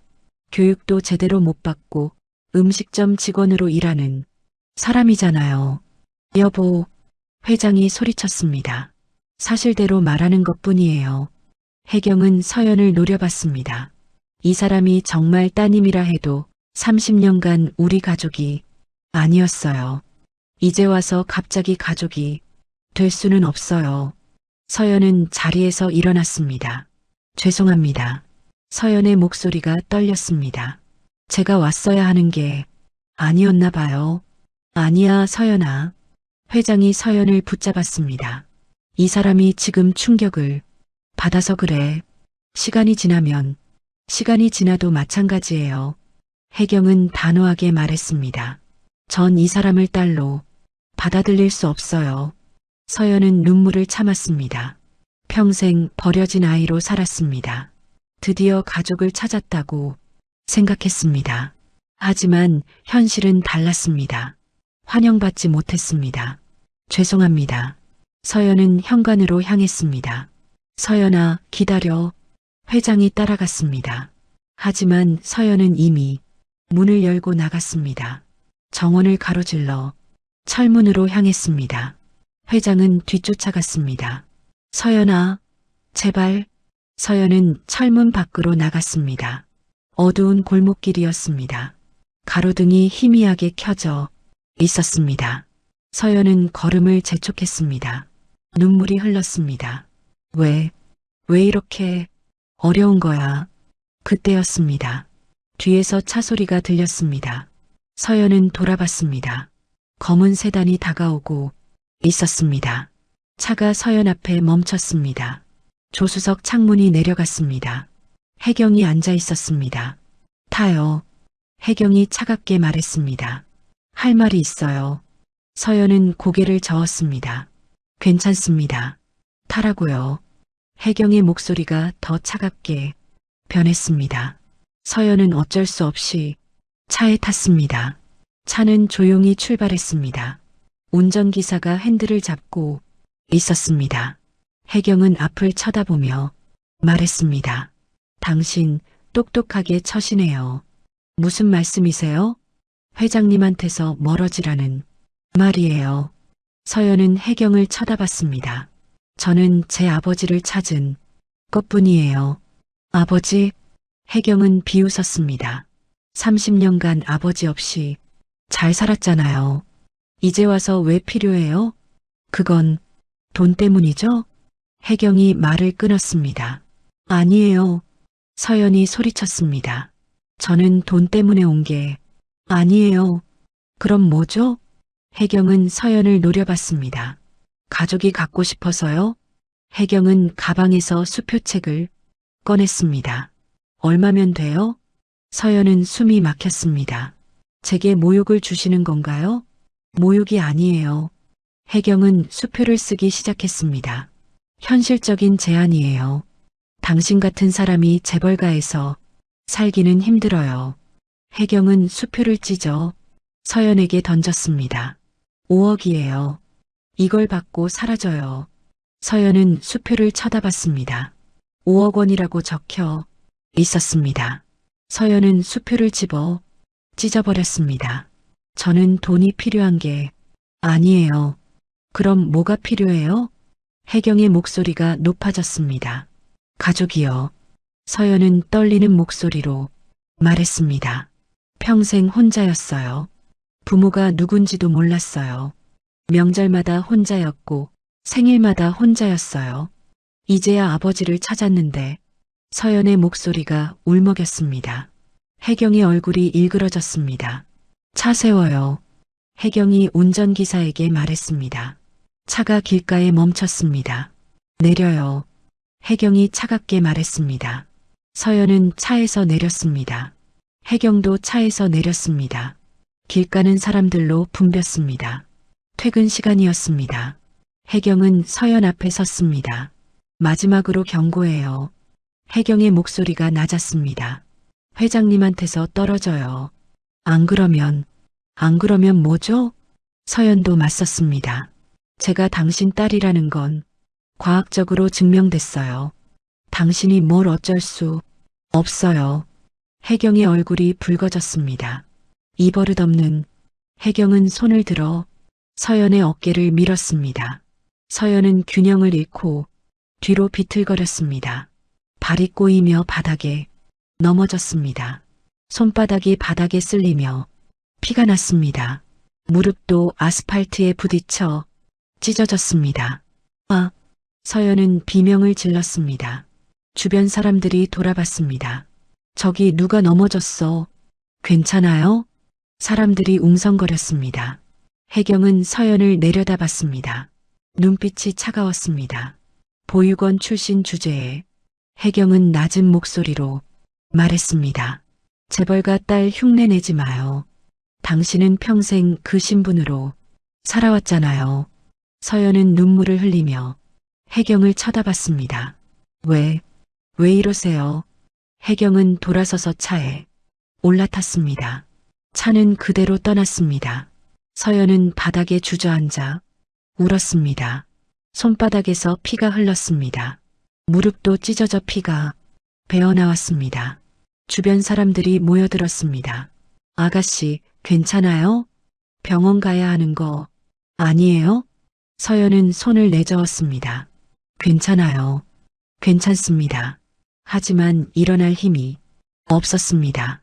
몸도 아팠지만 마음이 더 아팠습니다. 평생 무시당하며 살았습니다. 보육원 출신이라는 이유로, 가난하다는 이유로 이제는 달라질 줄 알았습니다. 하지만 여전히 같았습니다. 서연아, 뒤에서 다급한 목소리가 들렸습니다. 서연은 고개를 들었습니다. 회장이 달려오고 있었습니다. 택시에서 내려 뛰어온 것 같았습니다. 회장은 서연 앞에 무릎을 꿇었습니다. 서연아, 괜찮니? 회장은 서연의 손을 잡았습니다. 피가 묻은 손을 보고 얼굴이 굳었습니다. 이게 무슨... 괜찮아요. 서연은 눈물을 닦았습니다. 그냥 넘어진 거예요. 회장은 서연의 무릎을 쳐다봤습니다. 옷이 찢어지고 피가 배어 있었습니다. 회장은 주변을 둘러봤습니다. 누가 이런 짓을... 회장의 눈빛이 날카로워졌습니다. 혜경이가 그런 거지? 서연은 대답하지 않았습니다. 회장은 이해했습니다. 미안하다, 서연아. 회장의 목소리가 떨렸습니다. 내가 지켜주지 못했구나. 아니에요, 아빠. 서연은 회장을 안았습니다. 저는 괜찮아요. 회장은 서연을 일으켰습니다. 병원 가자. 상처 치료해야 해. 괜찮아요. 괜찮지 않아. 회장은 단호하게 말했습니다. 넌 이제 내 딸이야. 내가 지켜줄 거야. 회장은 서연을 부축해 택시에 태웠습니다. 택시는 병원으로 향했습니다. 서연은 창밖을 쳐다봤습니다. 가슴이 복잡했습니다. 아버지를 찾아서 기뻤지만 현실은 녹록지 않았습니다. 혜경이라는 벽이 있었습니다. 같은 시각 회장의 저택, 혜경은 거실에서 와인을 마시고 있었습니다. 손이 떨렸습니다. 방금 한 행동이 떠올랐습니다. 서연을 밀쳐 넘어뜨린 것. 내가 무슨 짓을 한 거야? 혜경은 중얼거렸습니다. 하지만 곧 고개를 저었습니다. 아니야. 어쩔 수 없었어. 혜경은 와인잔을 비웠습니다. 저 여자가 사라지지 않으면 내 모든 게 무너져. 혜경은 핸드폰을 꺼냈습니다. 박철수에게 전화를 걸었습니다. 여보세요? 박철수의 목소리가 들렸습니다. 나예요. 혜경의 목소리가 떨렸습니다. 큰일 났어요. 검사 결과가 나왔어요. 양성이요? 네. 99.99% 일치래요. 박철수는 한숨을 쉬었습니다. 그럼 이제 입 다물고 있어요. 혜경이 소리쳤습니다. 절대로 말하면 안 돼요. 하지만 이미 당신만 말하지 않으면 아무도 몰라요. 혜경의 목소리가 절박했습니다. 박철수는 녹음기를 쳐다봤습니다. 이미 모든 대화가 녹음되어 있었습니다. 알겠습니다. 박철수는 거짓말을 했습니다. 입 다물고 있을게요. 고마워요. 혜경은 전화를 끊었습니다. 박철수는 녹음기를 들었습니다.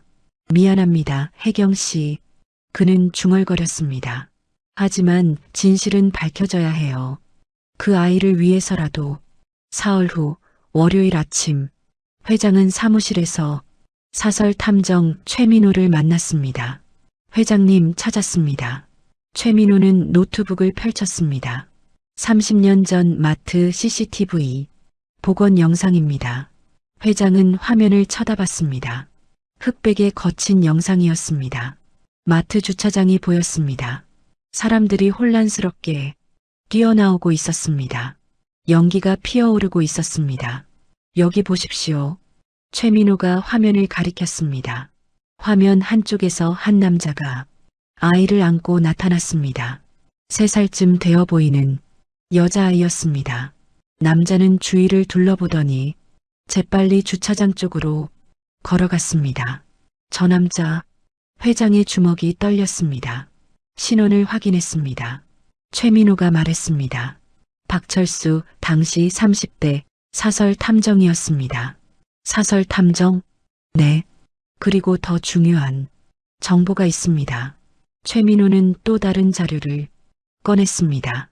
당시 박철수는 누군가의 의뢰로 회장님을 미행하고 있었습니다. 회장의 얼굴이 굳었습니다. 누구였나? 최민호는 잠시 망설였습니다. 현재 회장 부인 신혜경 씨였습니다. 회장은 숨이 멎었습니다. 뭐라고? 당시 혜경 씨는 갤러리 큐레이터였습니다. 박철수에게 회장님 조사를 의뢰했습니다. 회장은 의자에 주저앉았습니다. 머릿속이 하얘졌습니다. 그럼 설마 아직 확실하지 않습니다. 최민호가 말했습니다. 하지만 정황상 박철수가 따님을 납치한 것은 확실합니다. 회장은 눈을 감았습니다. 30년간 함께 산 아내, 그 사람이 설마 더 조사해? 회장의 목소리가 차갑게 가라앉았습니다. 확실한 증거를 찾아 알겠습니다. 그날 오후 박철수는 작은 원룸에 혼자 앉아 있었습니다. 폐암 말기로 몸이 많이 쇠약해졌습니다. 기침이 멈추지 않았습니다. 책상 위에는 녹음기가 놓여 있었습니다. 혜경과의 모든 대화가 녹음되어 있었습니다. 박철수는 녹음기를 들었습니다. 이제 결정해야 해. 그는 중얼거렸습니다. 핸드폰을 집어들었습니다. 전화번호를 찾았습니다. 강태준 회장의 비서였습니다. 박철수는 통화 버튼을 눌렀습니다. 여보세요? 비서의 목소리가 들렸습니다. 저는 박철수라고 합니다. 박철수의 목소리가 떨렸습니다. 회장님께 드릴 말씀이 있습니다. 무슨 일이십니까? 30년 전 따님 실종 사건에 대해서입니다. 비서의 목소리가 긴장했습니다. 잠시만 기다리십시오. 잠시 후 회장의 목소리가 들렸습니다. 박철수? 네, 회장님. 박철수는 눈을 감았습니다. 제가 따님을 납치했습니다. 회장은 숨이 멎었습니다. 무슨 소리야? 30년 전 마트 화재 날 제가 따님을 데려갔습니다. 그리고 보육원 앞에 버렸습니다. 박철수의 목소리가 울먹였습니다. 죄송합니다, 회장님. 왜? 회장의 목소리가 떨렸습니다. 왜 그런 짓을 혼자 한 게 아닙니다. 박철수가 말했습니다. 누군가 저한테 지시했습니다. 누구지? 직접 말씀드리겠습니다. 증거도 있습니다. 회장은 주먹을 쥐었습니다. 지금 당장 오게. 네, 회장님. 박철수는 전화를 끊었습니다. 녹음기를 주머니에 넣고 밖으로 나갔습니다. 마지막으로 할 일이 남았습니다. 1시간 후 박철수는 회장 사무실에 도착했습니다. 회장과 최민호 탐정 그리고 변호사 한 명이 기다리고 있었습니다. 박철수는 의자에 앉았습니다. 기침이 나왔습니다. 죄송합니다. 말해보게. 회장의 목소리가 차가웠습니다. 누가 시킨 거지? 박철수는 주머니에서 녹음기를 꺼냈습니다. 이걸 먼저 들어보십시오. 녹음기를 재생했습니다. 혜경의 목소리가 흘러나왔습니다. 그 아이를 데려가요. 지금 당장. 미쳤어요? 이게 무슨 1억 줄게요. 지금 그 아이를 데리고 멀리 가요. 회장의 얼굴이 창백해졌습니다. 녹음이 계속 흘러나왔습니다. 30년 전 대화였습니다. 그리고 최근 대화도 있었습니다. 30년 전 그 일 기억하죠? 그 아이 살아있어요. 입 다물고 있어요. 절대 입 밖에 내지 마요. 녹음이 끝났습니다. 회장은 책상에 주저앉았습니다. 혜경이가 믿을 수 없었습니다. 30년간 함께 산 아내가 자신의 딸을 납치했다니 왜 그런 짓을 했나? 회장이 박철수를 쳐다봤습니다. 혜경 씨는 회장님을 짝사랑했습니다. 박철수가 말했습니다. 첫 아내분이 계셨기에 포기할 수 없었습니다. 그래서 약점을 찾으려 했습니다. 그래서 내 딸을. 화재는 우연이었습니다. 하지만 혜경 씨는 그 상황을 이용했습니다. 아이만 없으면 회장님이 과거를 잊을 거라 생각했습니다. 박철수는 고개를 숙였습니다. 변호사가 나섰습니다. 이 녹음은 법정에서 증거로 사용 가능합니다. 유괴죄, 미성년자 유기죄로 고소할 수 있습니다. 회장은 눈을 감았습니다. 가슴이 무너지는 것 같았습니다. 고소하게. 회장의 목소리가 차갑게 가라앉았습니다. 회장님, 박철수가 떨리는 목소리로 말했습니다. 저도 처벌받겠습니다. 공범이니까요. 당연하지. 회장은 박철수를 노려봤습니다. 자네도 감옥 가야 해. 알고 있습니다. 박철수는 눈물을 흘렸습니다. 그게 제가 할 수 있는 최소한의 속죄입니다. 이틀 후 수요일 아침 경찰이 회장의 저택에 도착했습니다. 해경은 거실에서 커피를 마시고 있었습니다. 현관 초인종이 울렸습니다. 가정부가 문을 열었습니다. 경찰입니다. 해경은 얼굴이 창백해졌습니다. 자리에서 일어났습니다. 2명의 형사가 들어왔습니다. 신혜경 씨 맞습니까? 네. 무슨 일이시죠? 해경의 목소리가 떨렸습니다. 미성년자 유괴 및 유기 혐의로 체포하겠습니다. 형사가 영장을 보여줬습니다. 30년 전 강지아 양 납치 사건 관련입니다. 해경은 뒷걸음질 쳤습니다. 아니에요. 묵비권을 행사할 수 있습니다. 형사가 수갑을 꺼냈습니다. 안 돼요. 해경은 소리쳤습니다. 저는 안 했어요. 하지만 형사는 해경에게 수갑을 채웠습니다. 차가운 쇠 감촉이 손목에 느껴졌습니다. 해경은 눈물을 흘렸습니다. 제발이요. 현관문이 열렸습니다. 회장이 들어왔습니다. 해경은 회장을 쳐다봤습니다. 여보, 당신이 한 짓을 알아. 회장의 목소리가 차가웠습니다. 내 딸을 납치한 거. 해경은 고개를 저었습니다. 아니에요. 그건 녹음이 있어. 회장은 단호하게 말했습니다. 박철수가 모든 걸 털어놨어. 해경의 얼굴에서 핏기가 사라졌습니다. 박철수가 왜 그랬어? 회장의 목소리가 떨렸습니다. 내가 뭘 잘못했기에 내 딸을 빼앗아 간 거야? 사랑했어요. 해경은 울먹였습니다. 당신을 너무 사랑했어요. 사랑? 회장은 비웃었습니다. 그게 사랑이야? 3살짜리 아이를 납치하는 게? 해경은 무릎을 꿇었습니다. 수갑찬 손을 모았습니다. 용서해 주세요. 제발, 용서? 회장은 고개를 저었습니다. 당신은 30년간 내 딸의 인생을 빼앗았어. 형사들이 해경을 일으켰습니다. 밖으로 데리고 나갔습니다. 해경은 계속 뒤를 돌아봤습니다. 여보. 하지만 회장은 돌아보지 않았습니다. 경찰차가 떠났습니다. 회장은 거실에 주저앉았습니다. 30년을 함께 산 사람이었습니다. 믿었던 사람이었습니다. 하지만 그 모든 게 거짓이었습니다. 회장은 얼굴을 감쌌습니다. 눈물이 흘렀습니다. 한 달 후 법정, 해경의 재판이 열렸습니다. 방청석에는 회장과 서연이 앉아 있었습니다. 서연은 처음으로 법정에 와봤습니다. 긴장되었습니다. 검사가 일어섰습니다. 피고인 신혜경은 30년 전 미성년자를 납치하고 유기했습니다. 검사는 증거를 제시했습니다. 박철수의 증언과 녹음, CCTV 영상이 모두 이를 뒷받침합니다. 해경의 변호사가 반박했습니다. 피고인은 직접 범행을 저지르지 않았습니다. 하지만 교사범입니다. 검사가 말했습니다. 박철수에게 범행을 지시했습니다.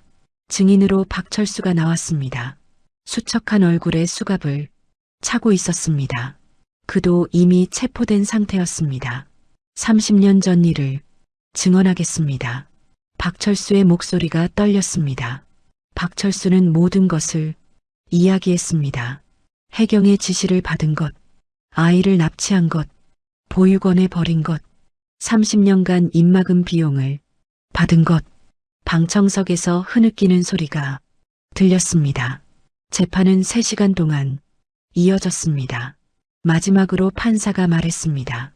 피고인 신혜경에게 징역 10년을 선고합니다. 공범 박철수에게 징역 8년을 선고합니다. 망치 소리가 울렸습니다. 해경은 그 자리에 주저앉았습니다. 안 돼. 법정 경위가 해경을 일으켰습니다. 해경은 끌려가며 회장을 쳐다봤습니다. 여보, 미안해요. 하지만 회장은 고개를 돌렸습니다. 법정 밖 회장과 서연은 복도에 서 있었습니다. 끝났구나. 회장은 중얼거렸습니다. 드디어 끝났어. 서연은 회장의 손을 잡았습니다. 아빠, 이제 괜찮으세요? 회장은 서연을 쳐다봤습니다. 미안하다, 서연아. 내가 이런 일을 겪게 해서. 아니에요. 서연은 고개를 저었습니다. 이제 진실이 밝혀졌잖아요. 회장은 서연을 안았습니다. 이제부터 새로 시작하자. 우리 둘이서. 복도 끝에서 기자들이 몰려왔습니다. 회장님, 한 말씀 부탁드립니다. 따님을 다시 만난 소감이 어떠십니까? 플래시가 터졌습니다. 회장은 마이크 앞에 섰습니다. 오늘 제 아내였던 사람이 30년 전 저지른 범죄로 처벌받았습니다. 회장의 목소리가 떨렸습니다. 저는 30년간 제 딸을 찾았습니다. 그리고 드디어 찾았습니다. 회장은 서연을 가리켰습니다. 이 아이가 제 딸 강지아입니다. 회장의 눈에 눈물이 맺혔습니다. 30년간 혼자 살아온 이 아이에게 이제는 제가 아버지가 되어주고 싶습니다. 기자들이 일제히 서연을 향해 카메라를 들었습니다. 서연은 잠시 망설이다가 마이크 앞으로 나섰습니다. 저는 평생 부모님이 누군지 몰랐습니다. 서연의 목소리가 떨렸습니다. 보육원에서 자라며 늘 외로웠습니다. 하지만 이제 알게 됐습니다. 저를 버린 게 아니라 빼앗긴 거였다는 것을요. 서연은 회장을 쳐다봤습니다. 아버지는 30년간 저를 찾으셨습니다. 단 한 번도 포기하지 않으셨습니다. 서연의 눈에서 눈물이 흘렀습니다. 이제 저는 더 이상 혼자가 아닙니다. 회장은 서연을 안았습니다. 카메라 플래시가 터졌습니다. 내일 신문 일면을 장식할 사진이었습니다. 재벌 회장 30년 만에 납치된 딸 찾아 진실은 밝혀진다. 1년이 흘렀습니다. 사계절이 지나갔습니다. 서연의 삶은 완전히 달라져 있었습니다. 하지만 어떤 것들은 여전히 같았습니다. 봄이 왔습니다. 서연은 여전히 들꽃 식당에서 일하고 있었습니다. 회장이 여러 번 말했습니다. 이제 그만두고 편히 지내렴. 하지만 서연은 고개를 저었습니다. 저는 여기가 좋아요. 할머니도 계시고 손님들도 좋아하시고. 회장은 딸의 고집을 꺾을 수 없었습니다. 대신 매주 목요일 저녁이면 단골 손님으로 찾아왔습니다. 늘 같은 자리에 앉아 된장찌개를 주문했습니다. 서연이 직접 가져다 주면 회장은 환하게 웃었습니다. 우리 딸이 최고야. 호적 정리도 끝났습니다. 한서연에서 강지아로 이름이 바뀌었습니다. 하지만 사람들은 여전히 서연이라고 불렀습니다. 서연도 그게 편했습니다. 33년을 서연으로 살았으니까요. 회장도 이해했습니다. 여름이 왔습니다. 회장은 서연을 데리고 첫 아내 유진의 묘소를 찾아갔습니다. 푸른 잔디가 깔린 조용한 공원 묘지였습니다. 흰 대리석 비석에 이름이 새겨져 있었습니다. 사랑하는 아내이자 어머니 이유진. 서연은 처음 보는 어머니의 묘 앞에 섰습니다. 가슴이 먹먹했습니다. 평생 얼굴도 모르던 어머니였습니다. 엄마. 서연은 조심스럽게 그 단어를 불러봤습니다. 목이 메었습니다. 회장이 서연의 어깨에 손을 올렸습니다. 엄마는 너를 정말 사랑했단다. 회장의 목소리가 떨렸습니다. 매일 밤 너한테 노래를 불러줬지. 서연은 눈물을 닦았습니다. 그 노래. 서연이 말했습니다. 별빛 아래 꿈을 꾸렴. 제가 어릴 때부터 흥얼거렸던 노래요. 그래, 엄마 목소리였을 거야. 회장은 서연을 안았습니다. 비록 기억은 희미해도 마음은 기억하고 있었던 거야. 두 사람은 묘 앞에 꽃을 놓았습니다. 하얀 백합이었습니다. 유진이 생전에 좋아했던 꽃이었습니다. 서연은 무릎을 꿇고 묘비를 쓰다듬었습니다. 차가운 대리석이 손끝에 닿았습니다. 엄마, 저예요. 지아예요. 서연의 목소리가 떨렸습니다. 늦게 찾아와서 죄송해요. 아빠가 저를 찾아주셨어요. 30년이 걸렸지만 드디어 만났어요. 눈물이 뺨을 타고 흘러내렸습니다.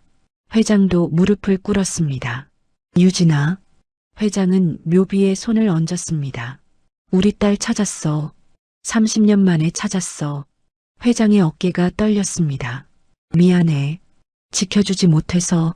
하지만 이제는 괜찮아. 우리 딸이 돌아왔어. 바람이 불었습니다. 나뭇잎이 살랑거렸습니다. 마치 유진이 대답하는 것 같았습니다. 서연은 그 바람을 느끼며 눈을 감았습니다. 어머니의 품 같았습니다. 가을이 왔습니다.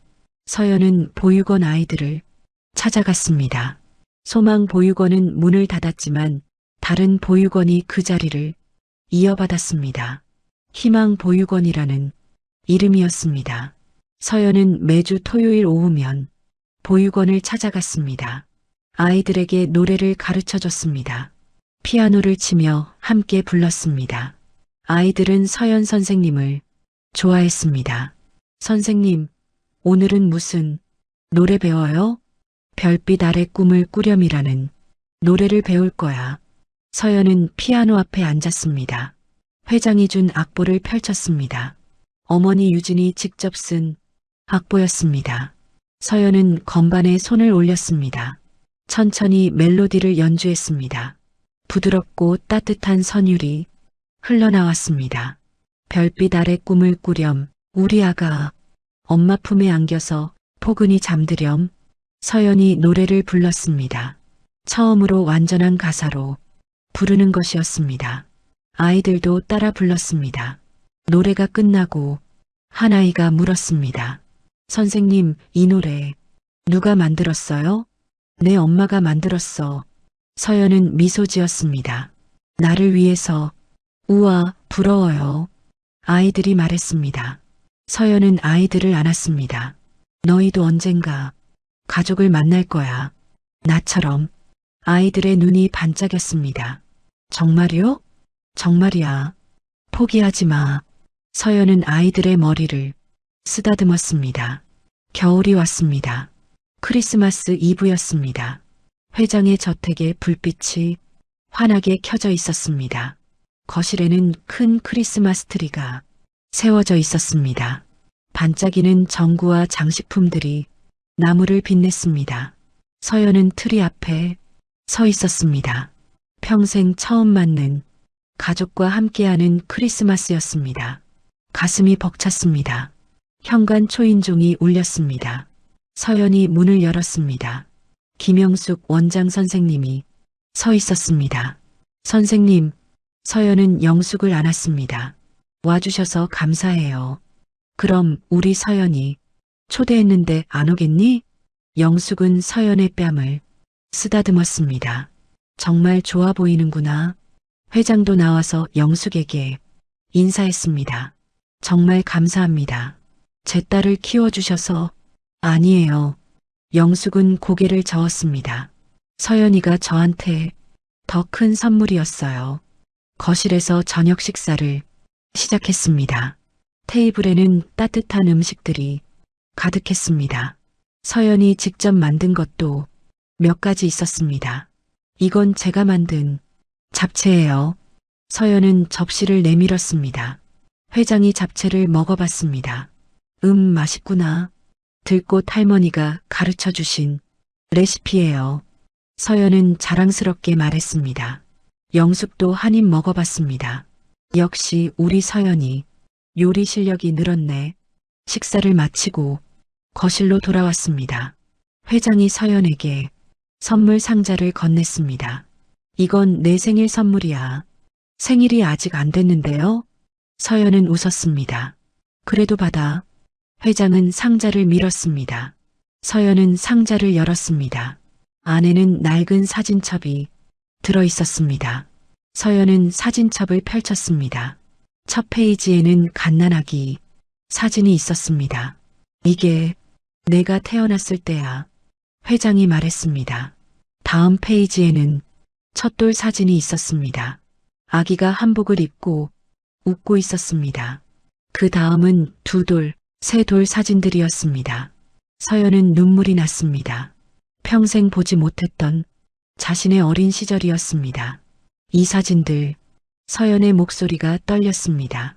30년간 간직했단다. 회장도 눈가가 붉어졌습니다. 너를 잊은 적이 없어. 서연은 회장을 안았습니다. 고마워요, 아빠. 영숙이 손수건으로 눈물을 닦았습니다. 정말 다행이다. 이렇게 가족이 다시 만나다니. 회장은 영숙에게 고개를 숙였습니다. 정말 감사합니다. 제 딸을 살려주셔서. 저녁이 깊어갔습니다. 영숙이 일어섰습니다. 이제 가봐야겠구나. 조금만 더 계세요. 서연이 붙잡았습니다. 괜찮아. 늦었어. 너희 가족끼리 시간 보내. 영숙은 서연을 안았습니다. 행복해라, 우리 서연아. 영숙을 배웅하고 돌아왔습니다. 회장이 코트를 입고 있었습니다. 어디 가세요? 나도 따라올래?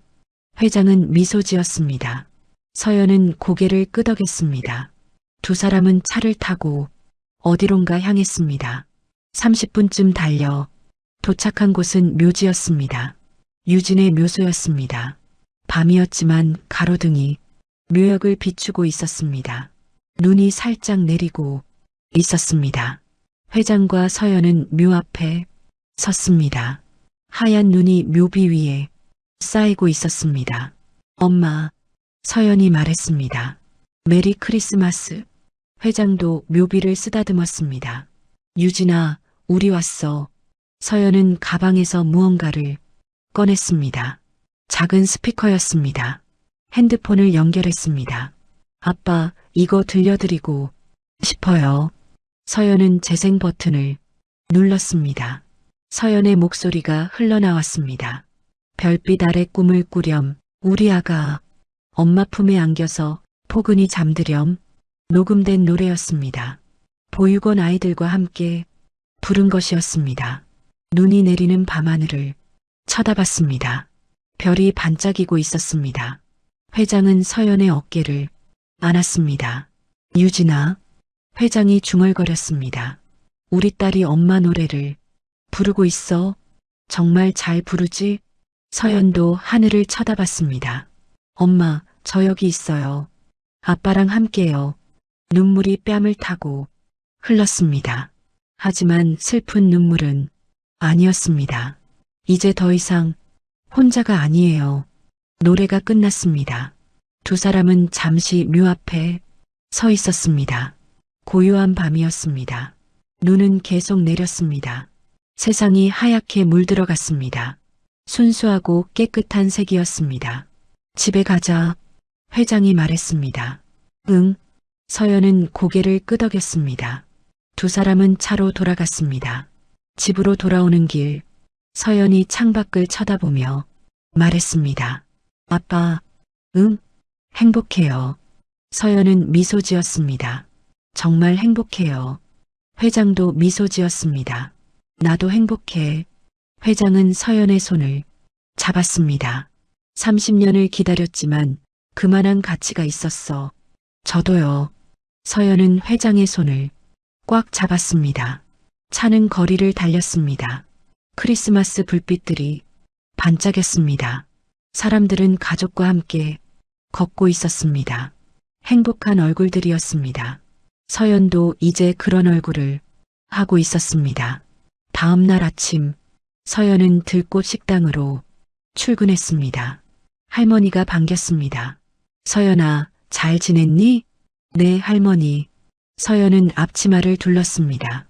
오늘도 열심히 할게요. 점심시간이 되자 손님들이 들어왔습니다. 회장도 왔습니다. 늘 앉던 자리에 앉았습니다. 서연이 물을 가져다 줬습니다. 어서 오세요, 손님. 서연은 장난스럽게 말했습니다. 회장도 웃으며 받아쳤습니다. 된장찌개 하나 주세요. 알겠습니다. 서연은 주방으로 갔습니다. 잠시 후 따끈한 된장찌개를 가져왔습니다. 회장은 한 숟가락 떠먹었습니다. 역시 맛있어. 식사를 마친 회장이 자리에서 일어났습니다. 계산을 하러 갔습니다. 서연이 계산대에 서 있었습니다. 10,000원입니다. 영수증 주세요. 회장은 돈을 건넸습니다. 거스름돈을 주며 서연이 작게 속삭였습니다. 저녁에 봐요, 아빠. 회장도 작게 대답했습니다. 그래, 딸. 두 사람은 눈을 마주치며 미소 지었습니다. 회장이 나가고 서연은 다시 일을 시작했습니다. 설거지를 하며 노래를 흥얼거렸습니다. 별빛 아래 꿈을 꾸렴. 자연스럽게 나오는 노래였습니다. 할머니가 다가왔습니다. 서연아, 요즘 정말 행복해 보인다. 네, 할머니. 서연은 환하게 웃었습니다. 정말 행복해요. 할머니는 서연의 머리를 쓰다듬었습니다. 그래, 그래. 우리 서연이 복 받았어. 저녁이 되었습니다. 서연은 일을 마치고 회장의 집으로 갔습니다. 이제는 서연의 집이기도 했습니다. 2층에 서연만의 방이 생겼습니다. 분홍색 벽지에 예쁜 커튼이 있었습니다. 서연은 방 책상에 앉았습니다. 어머니 유진의 악보가 액자에 걸려 있었습니다. 별빛 아래 꿈을 꾸렴. 서연은 악보를 쳐다보며 미소 지었습니다. 엄마, 감사해요. 이 노래 덕분에 아빠를 만났어요. 창밖으로 별이 보였습니다. 반짝이는 별빛이었습니다. 서연은 창문을 열었습니다. 차가운 겨울 바람이 들어왔습니다.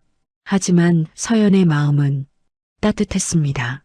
엄마, 아빠, 저 여기 있어요. 서연은 하늘을 향해 속삭였습니다. 이제는 혼자가 아니에요. 가족이 생겼어요. 행복해요. 별빛이 더 밝게 반짝이는 것 같았습니다. 문이 노크되었습니다. 서연아, 저녁 먹자. 회장의 목소리였습니다. 네, 지금 갈게요. 서연은 창문을 닫고 문을 열었습니다. 회장이 서 있었습니다. 미소를 짓고 있었습니다. 배고프지? 네, 엄청요. 서연은 회장의 팔을 잡았습니다. 뭐 먹어요? 내가 좋아하는 김치찌개 끓였어. 우와, 정말요? 두 사람은 계단을 내려갔습니다. 식탁에는 따뜻한 저녁이 차려져 있었습니다. 김치찌개, 계란말이, 시금치 나물, 소박한 식탁이었지만 행복이 가득했습니다. 두 사람은 마주 앉았습니다. 잘 먹겠습니다. 밥을 먹으며 오늘 있었던 일들을 이야기했습니다. 회장은 회사 이야기를, 서연은 식당 이야기를 했습니다.